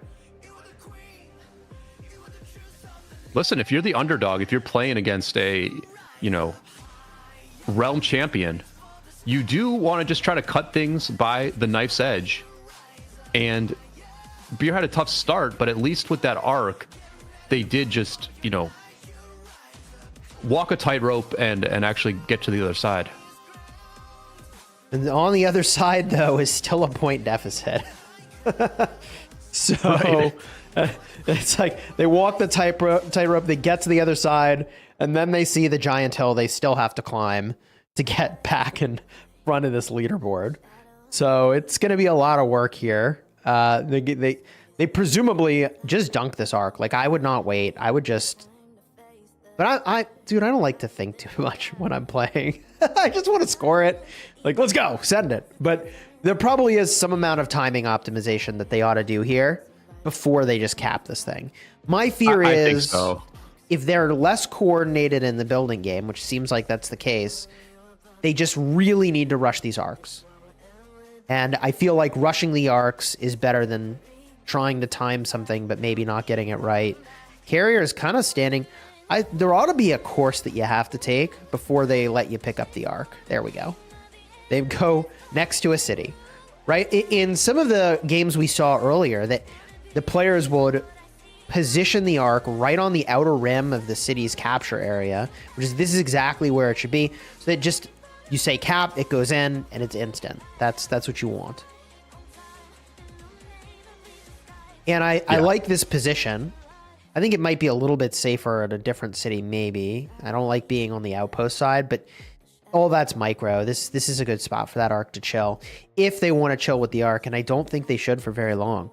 I mean, it's already at 11 minutes and 30 on the countdown. How many arcs do they want in this game? I would say more. More. They've got to just get those arcs going. They have all their buildings back at this point. The field control is pretty much even between the two teams. This seems like not a bad time to return it. They may be waiting for their team to be on the attack to return it. They may just want to take a deep breath before they return this thing. Oh, they capped it. But I think, yeah, there it is. Okay. Well... That's what they should do, in my opinion. So, like, their marches are going on offense over here. Yeah, they flipped the building even. You know, they flipped that desert altar very briefly on the bottom side. So yeah, I think this is a fine time. Just cap this sucker. Get the process of these arcs going. The longer they wait, the less opportunity they'll have. So they kind of just need to hope that the easier to execute strategy of, hey, everybody go to the middle, is going to work, right? Because at the end of the day, the amount of coordination and practice these teams have that are established, it's uncomparable to what a community team could possibly muster. And given that, this simple thing of, hey, everybody go to the middle, right? Like, that's just easier as a strategy to execute, I think. So I would just play for that. Right? Like, everybody on this community team knows how to field fight. They've probably talked about how they want to play the field fight in the middle, and to do that as much as possible. yeah. And at the same time, what Beer wants to do on the sides is they just want to keep things even. You know, they don't want to. They want to just not lose so much on the sides that they can't win the match. And I don't think that's that complicated, Chiz. You know, like with so many you have so many troops that you could just tell players, listen, you just keep sending your marches back to this building over and over again. Just keep sending them back. I think that's a pretty simple strategy. The difficulty becomes like filling up the rallies, right? Like assigning certain players to fill up the rallies, so that you can take back buildings or launch an offensive. I think that's the bigger issue. But for most players, you just like literally like point them in a direction and tell them to keep going to that point. And I think that's kind of what we're seeing in this match, because the open field is just like every lane is different, and neither team has like really firm control of any of these lanes. Yeah, I think as long as they can keep the building game within striking distance and they can get arcs, they can win. And I think 478W is rightly, and has rightly, been leveraging their expertise and experience playing together to outmaneuver on a lot of these buildings. So it'll be really cool to see what happens in this next arc, because I think that might be the first arc where we see 748W really push arc rather than push the buildings. I think that's kind of what they did at the start here, is more of a building-oriented strategy. Yep. Also worth noting that Beer has what looks to me like 2 or 3 gathering marches. I don't see any gatherers for 748. Beer has also flipped a couple of outposts at this point. Outposts being flipped on both sides, but Beer is at least keeping pace or doing better with the outpost flipping. So there are some things happening for the blue team on the backside that can keep them in this match, especially if they keep winning the mid. And, as of this moment, 748 only has the enemy's Shrine of Life. They haven't been able to flip any of these other buildings for a minute or two now. So we have reached a bit more of a stabilization point here between the two teams. And 748 has to, think about how they're actually going to win this match and realize that this is a pretty close, tight fight. Mm-hmm. As I look around here, big push going to this desert altar. Oh, man. And so it looks to me like 748... I think they want to just go buildings for another cycle. I mean, I think they just hit their timings like really, really good here. This attack on the desert altar is perfectly timed to get to mid late, but get to mid on time. You think so? And flip a building in the process. Well, like, they have a pretty overwhelming advantage here, right? So like they can take the building, and then their fresh marches can like just inch towards the mid and harass the blue marches that are trying to head mid. So, I mean, I just think this red ball here can do like a ton of work in the next 3 minutes. They've already flipped the building, and they have like a huge numbers advantage here. Like this is just very well done by 748. 748 didn't commit like anything to the outside lane. They committed everything to this inside lane at the right time. And now they can just get huge value from these marches, right? Just huge value from these marches. I sort of wonder here, though, like if they won't be really late to middle by virtue of having done that. They may not care. I don't know. I mean, Beer has definitely gathered mid sooner. Yeah. But we saw this in the last one, too. They're going buildings. I mean, they're hitting so many buildings right now. And this is what I was worried about. I don't think they're giving up the arc. I don't think they're giving up the arc. I think they maybe want to attack it from behind or something like that. I don't know. I feel like all these marches are going to be really late to the middle. Yeah, 2 minutes left. They're not getting there. Yeah, and even on the bottom side, they're rotating. They're rotating to the sky altar on the bottom side, which is like a real sign that they're not going middle. Yeah. Yeah, 100%. So pretty interesting choice. I mean, they do have maybe almost a 2.5k point lead. If they take some buildings, they might get that lead up to like 3.5k, but that would make it a tie game. That would make it a tie game if they lose this arc. Really interesting choice by 748. But what do you think about this choice, Chisel? I don't love it, but I see why they're making it. Like I said, they've got the experience doing the activity that takes more coordination. And that's the buildings. And there's no way that Beer could have that level of coordination, given that they just haven't had that many games to play together. And so, certainly not comparatively that many games. No matter how many times they practiced, no way they've played together more than 748W. So I like this strategy. I think it's a little risky to go for on the second arc. But also, look, they got 4 altars. What are we talking about? Like, they have double the occupation score, and now they're getting 500 points per minute more. Like, yeah, but they're probably going to lose one of their own altars. They are in a position now where they might lose their sky altar on the top side because Beer is adjusting. Beer's like, okay, the enemy has nobody mid. Let's send our next wave to the sides. Oh, wow, look at that. Literally nobody in the middle. This March probably should be scouting to be like, hey, wait, are they here at all? And yeah, players peeling out of mid now because they probably don't need to be there. Out. It's tough though. Like, you don't know if you don't need to be there, but you certainly do know help is needed at these altars really badly. So that is definitely known. They're holding on for dear life to some of these structures, and others have just continued to be dominated by 748W. Ultimately, we do not see teams making the choice to no-show the Ark. Hardly ever. We hardly ever see teams no-show the Ark. And so it's a very weird strategy to do, especially when you're consciously making that choice. There's no real reason for 748 to do this. The timing was fine for them to go to mid. They just chose to go to the sides instead. Bog down. Huh. Yeah, bog down mid from Beer, just trying to like confirm this arc, slow down the people chasing it. You know, Beer probably feels like there must be something more to this, right? Like there must be an ambush planned after the fact. But really a strange choice by 748 because they could have gone to mid. There's no reason why they couldn't have just done like a very heavy mid rotation. Beer is in a lot of trouble just on these points per minute. Even if they're getting arcs, they've got to get stabilization in the buildings, and I just don't think they have that yet.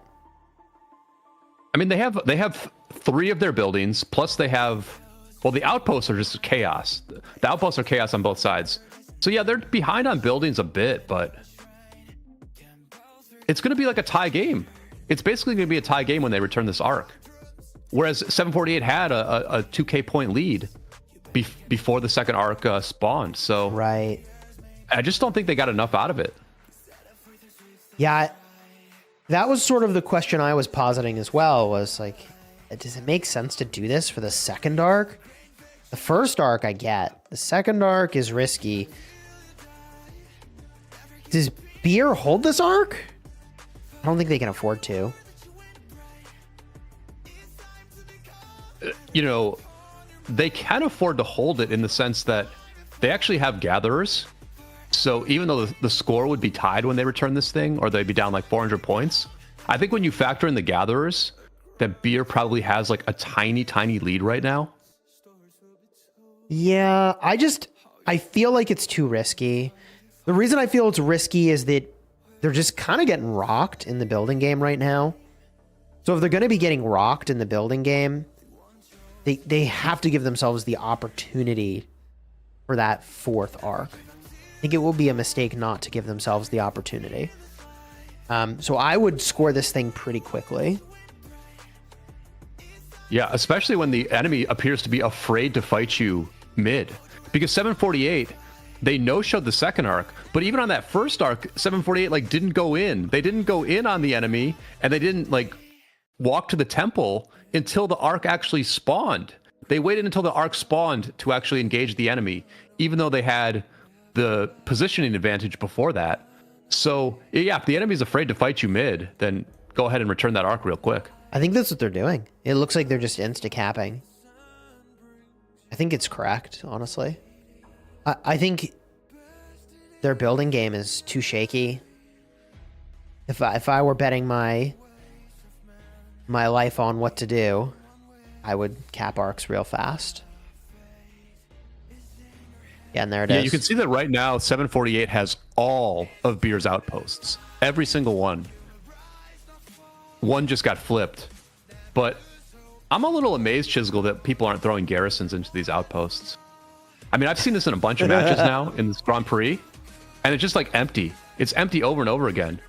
I mean, I'm gonna plan an Ark match later today, and I'm going to assign people to throw garrison in each outpost.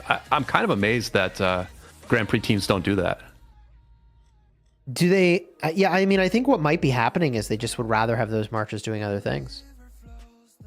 But you are kind of guaranteed that somebody's going to hit each of those structures. I think the weirdness there is that one march can contest 3 outposts, whereas not if there's a garrison, though. Well, but it takes 3 garrisons to stop one march, and that's the problem with garrisoning them.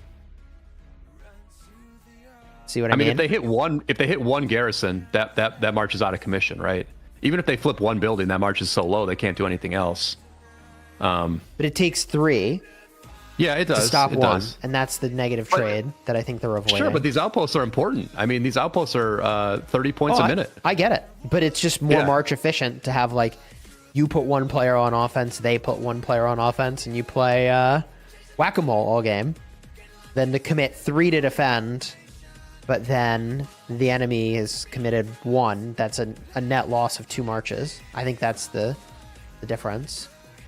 In fact, to mirror, you would need to commit 4 marches to their 1 if they defended none of them.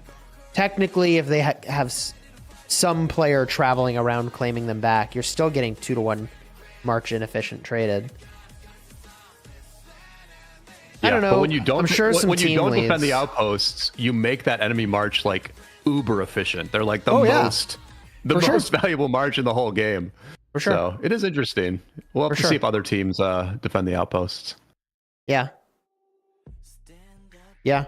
The outposts do have the benefit of giving you some amount of vision of the Ark as well, right? Like, it's not an amazing benefit, but it is kind of there.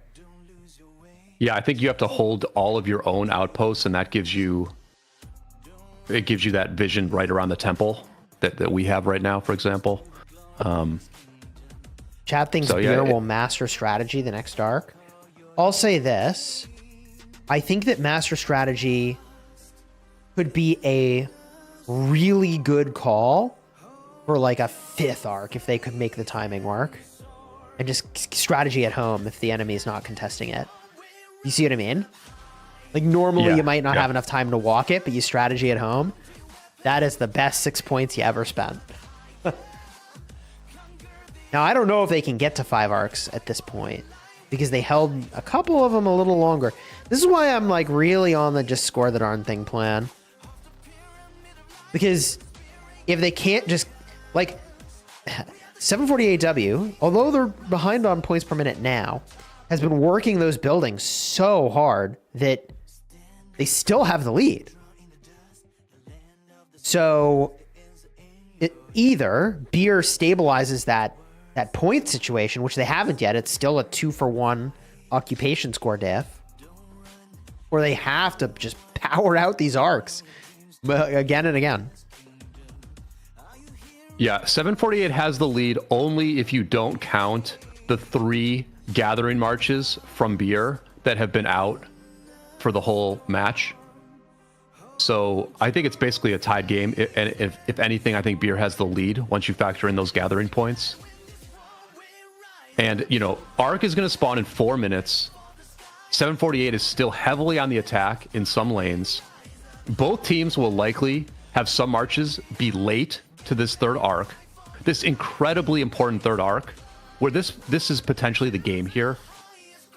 And although there probably will be a 4th Ark for sure. So both teams are going to be compromised a little bit getting to this mid. And everyone has to make like some really tough choices right now about, like, do we try to keep going for this building? Where do we sad face? Do we get to mid on time, or do we go back to the sides? Yeah, really tense moment right now for both teams. There's definitely some tough prioritization calls that have to be made here. I agree. Yeah, really tough. Really, really tough. And I just don't know this that there's a desert clear altar. answer. No, I mean, if you're Beer and you're like defending this building, like, do you send some of these marches home right now so they get to? At this point, you do, right? Like, you know you're going to hold this building that's desert altar. You just, like, you know, 30 Red marches seconds should ago, be walking home. Yeah, 100%. Yeah. Yeah. That is what you do. Is you having been a garrison captain and lane lead before, like you start sending people home even though the enemy is not defeated yet. Yep. Yeah.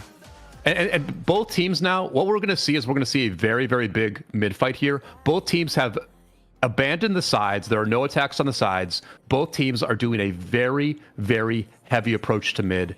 This is essentially a tie game once you factor in the gatherers. And so whichever team can win this mid fight will have a 4,000 point lead going into the end game.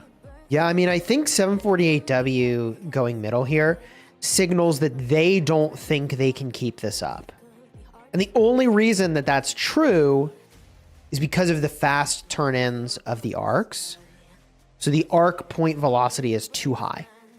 So they have to go mid here and they have to win this one fight. If they lose this fight, it doesn't mean they lose necessarily. But it is possible that Beer could hold, which I think would be reasonable but risky, and win overall. So I don't know if they will hold or not, but the points per minute indicate they probably can. I think they can. I think they can hold because, like, let's say the arc gets returned at maybe like the 18-minute mark because it takes a few minutes to, or it's safe at like the 18-minute mark. They can then hold it for like 13 or so minutes, and then there's no more arc. There's no fourth arc. So I think whichever team wins this arc can hold it and make it the last arc. Yeah, there's a lot of control based on who gets this arc. Yeah.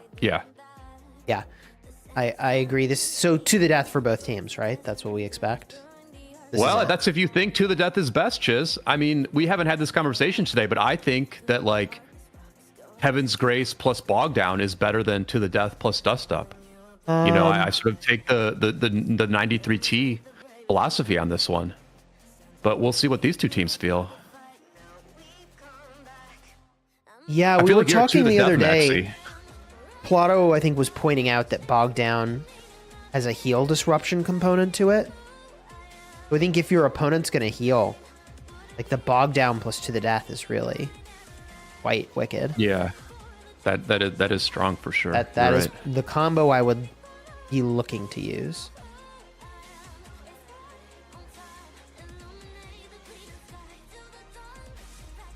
Well, this thing's going to kick off right near the temple once again. They're waiting until the last minute again to fight one another. There's the Bog Down. To the death's going to follow. I mean, that's what I would do. Sure.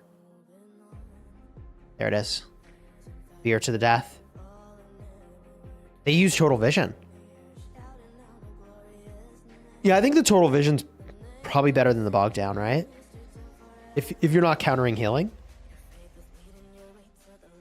I mean, Bog Down's pretty freaking good too. The Bog Down's getting good value for 748 here as the last blue marches get to this fight, but to the death from both sides. Fight looking pretty close right now. I don't know. That sad face train really seems to. I think this is going 748W here. It's hard to say. They got the arc. Yep, grab the arc, and they're definitely winning.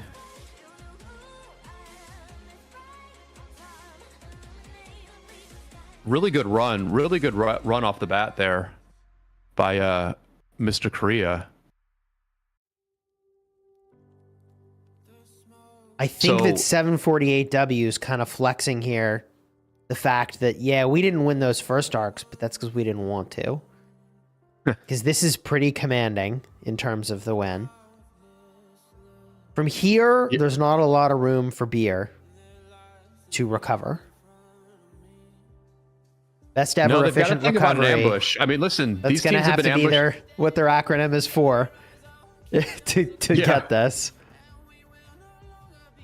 But that mid fight is big GGs in favor of 748W. Bog Down plus to the death, the just maximal damage in that first minute. And we did see a lot of sad faces from Beer in that first minute. That's what you need from to the death, is just to like get a really good initial push, because it only lasts for 1 minute. But yeah, really good skill combination there by 748. The maximal damage of those two skills. Beer casts Total Vision, and Total Vision lasts for several minutes, or it lasts for 3 minutes, but the fight was over in 2, so you're not getting full value on the Total Vision. Chad is saying we drink beer. I think that might be a player from the team here that's playing, pointing out that, like, yeah, they got him there pretty good. And it's true. There's just no denying that mid-fight was dominant in favor of 748W. Not a lot to do about this. They got it done when they needed to. You know, really a clutch mid win there for 748. They lost the first 2. They had allowed Beer to very much stay in this match, like very, very much stay in this match. But they did win the mid fight. They had to win. We got our eye on the Ark just in case something were to happen, but it does not look like that is in the realm of possibility here. What could happen in a best case for Beer is they push through Desert Altar somehow with enough overwhelming presence that they force the Ark to get captured, which feels unlikely. And then maybe they could play for another Ark, but I think this is looking ideal for 748W at this point. Yeah, Bio getting distracted on the way to that plan by trying to take this Desert Altar. They probably will flip the Desert Altar, but you do wonder if the better play would have been to just push right through and head for this Ark carrier. Because that's really the win condition, right? The win condition for Beer is a 4th Ark, and you don't get a 4th Ark unless you get this Ark carrier to freak out enough to actually put it into a city. Yeah, I don't know how you do that, though. The problem We've is seen it happen. It's very hard to just march past all the enemy marches without getting completely shredded yourself. So it's not, I don't think they could just walk past this altar freely to the carrier, right? They need efficiency in some form, and that's going to have to come in the form of grouping up and clearing the field with superior numbers, but I just don't think that's possible given the refresh rate that they're up against. So this carrier, and this is about as safe as it gets. Yep, in about 6 minutes or 7 minutes, they can return this Ark and basically guarantee that a 4th Ark will never be returned. Beer is thinking about the pressure. Like Beer knows what they need to do. They do have they actually have like a lot of presence near this obelisk right now, but they're just fighting. You know, they're just kind of fighting in the field rather than going for this Ark carrier. I would give up this building because like what we're seeing now is we're seeing 748 sort of like go for this building. I think you let 748 go for the building and you just go towards this Ark carrier.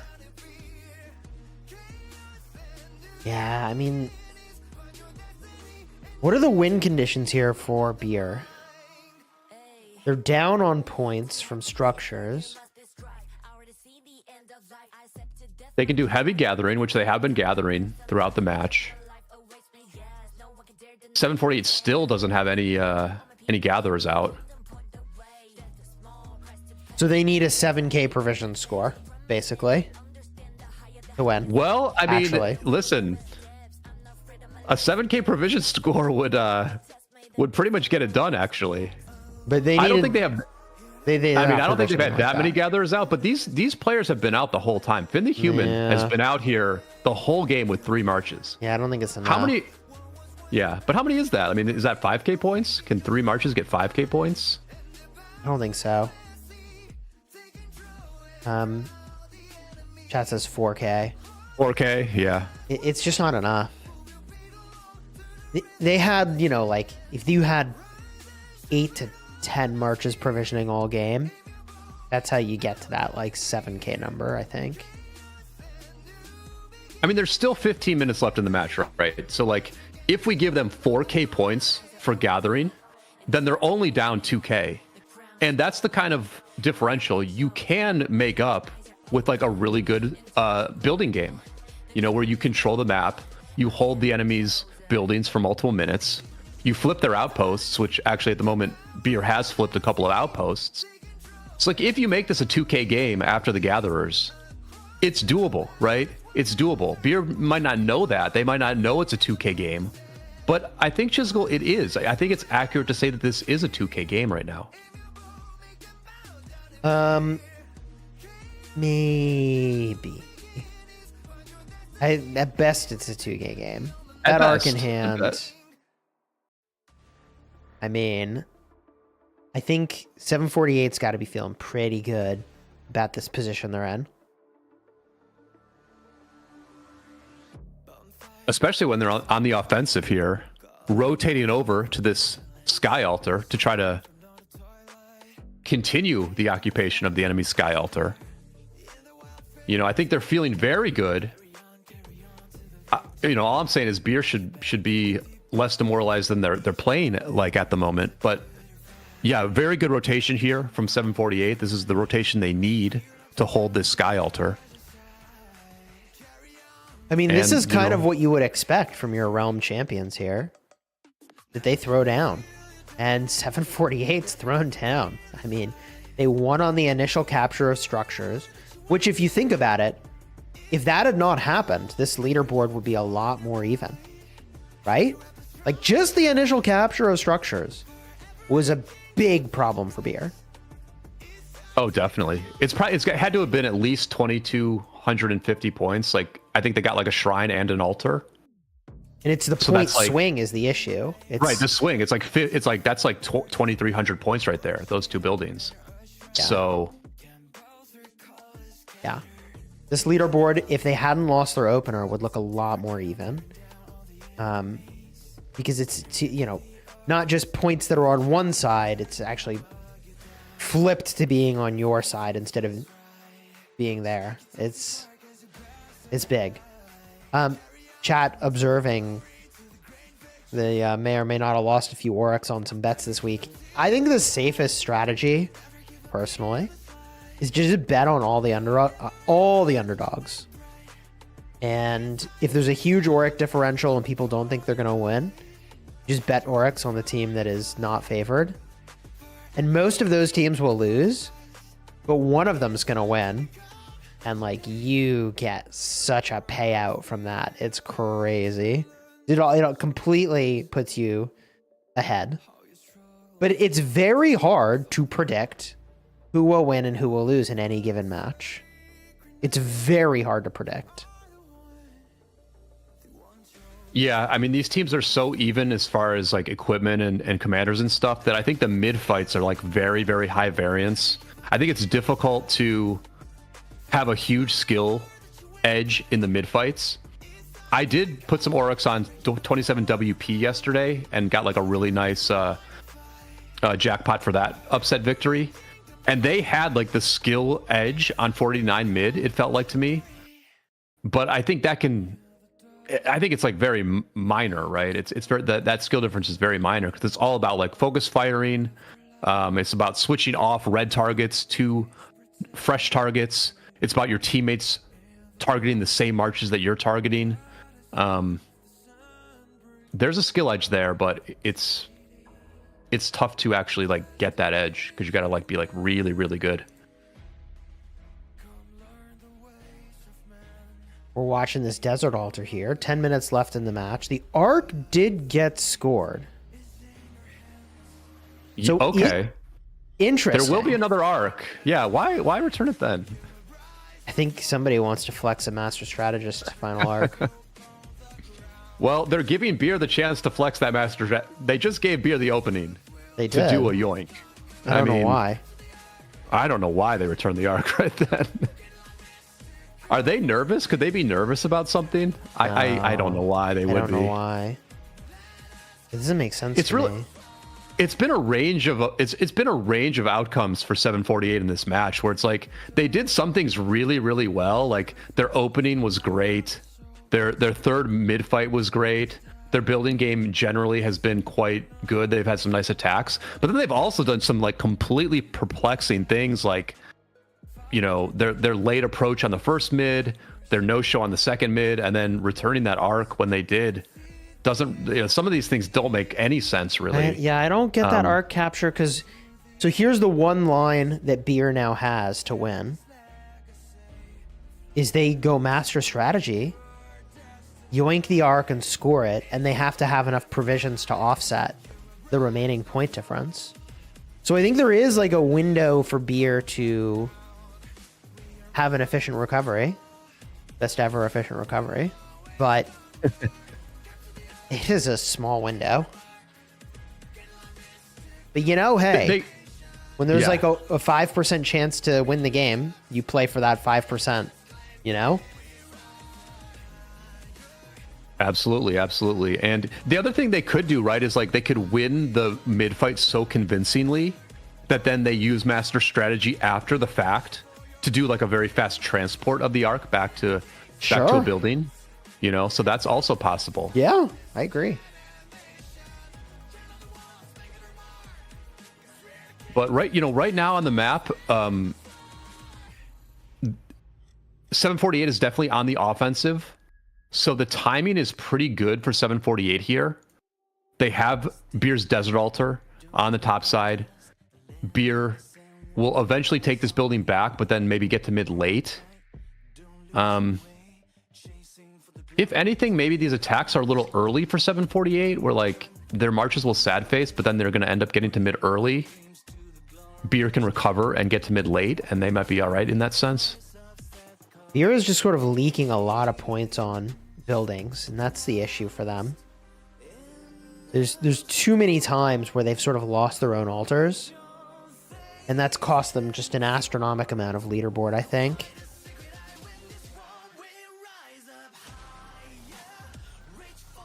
Yeah, this Desert Altar has been a problem for Beer the whole match.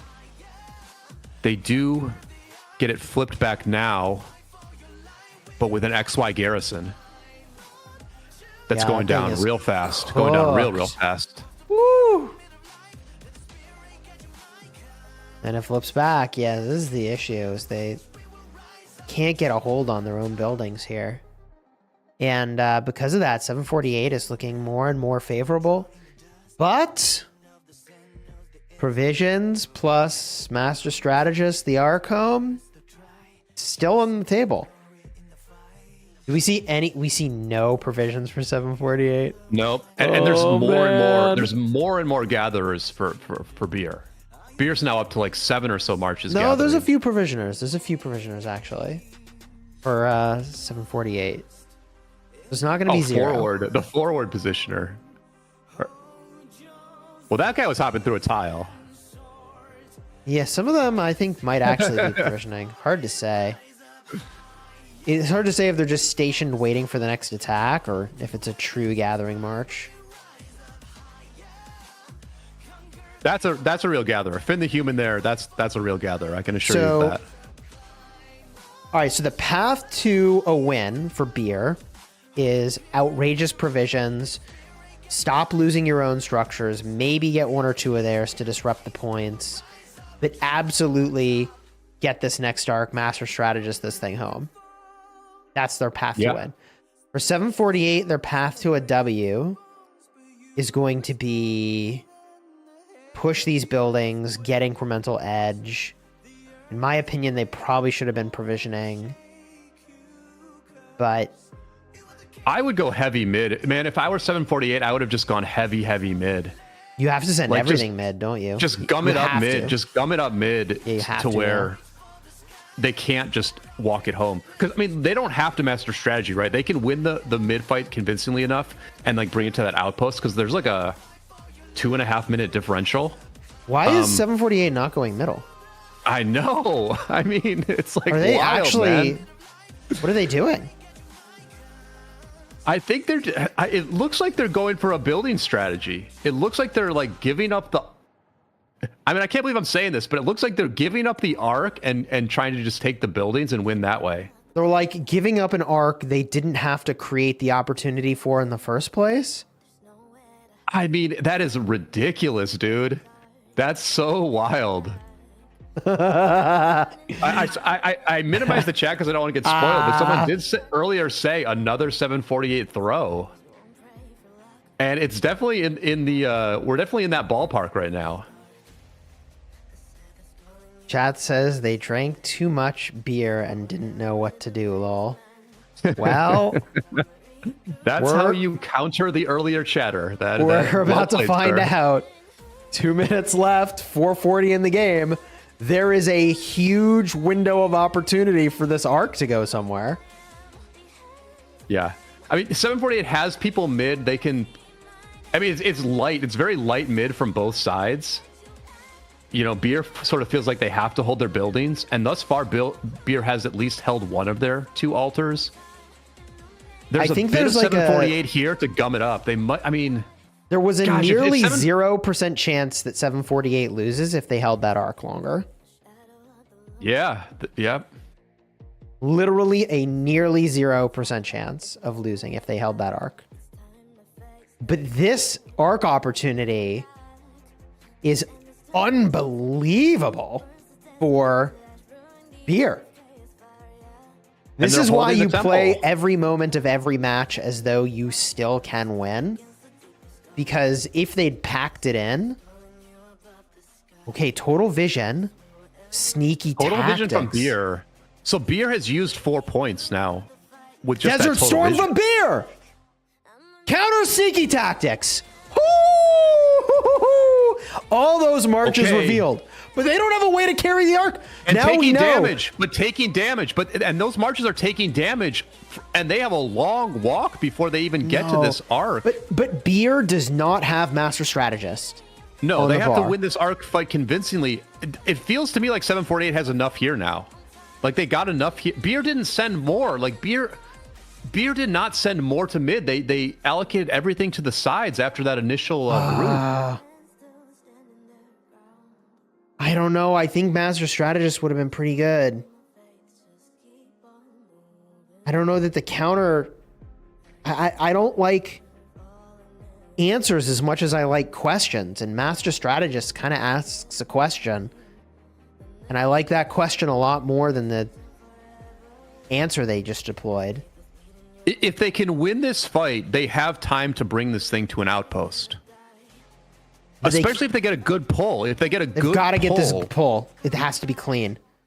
They're going to get it. They're going to get the pull. They get the pull. The double C on the Carrier side. Is going to get ambushed.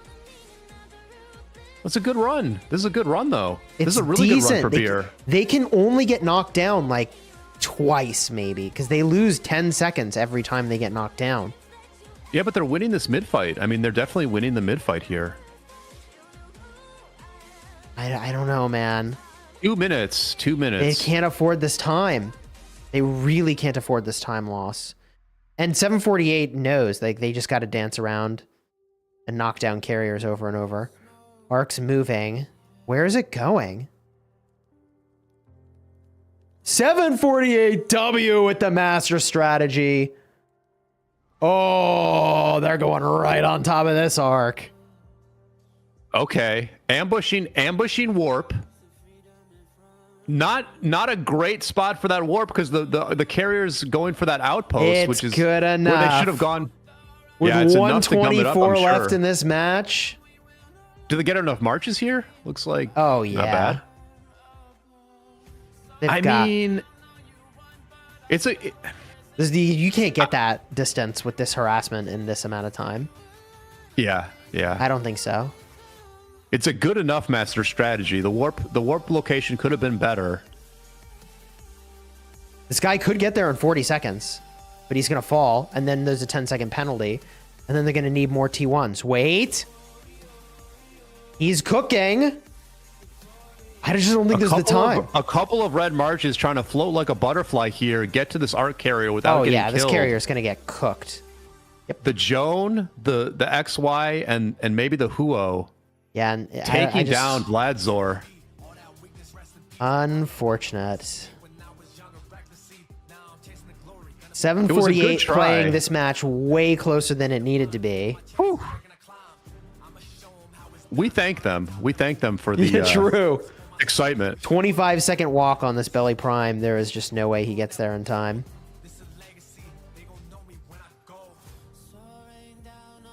Crying emoji from the 748 player there. Finn the Human, the Gatherer, the God Tier Gatherer all game is trying to be the hero in another way and return this Ark, but it's just going to be a little bit too late. GG's. There it is. 748 advances in the upper bracket. Beer is down but not out. They go to the lower bracket. Big thank you to everyone for watching today. Consider smashing that subscribe button for more of the championships for the Ark of Osiris Grand Prix in 2024. And we'll be back next week with more games. So we'll see you then. Subscribe. Our own channels linked in the description. You can check them out in the meantime if you're looking for more videos about how to get value and smash your enemies. All right. Until next time, you have fun smashing the kingdom. Take care, everybody.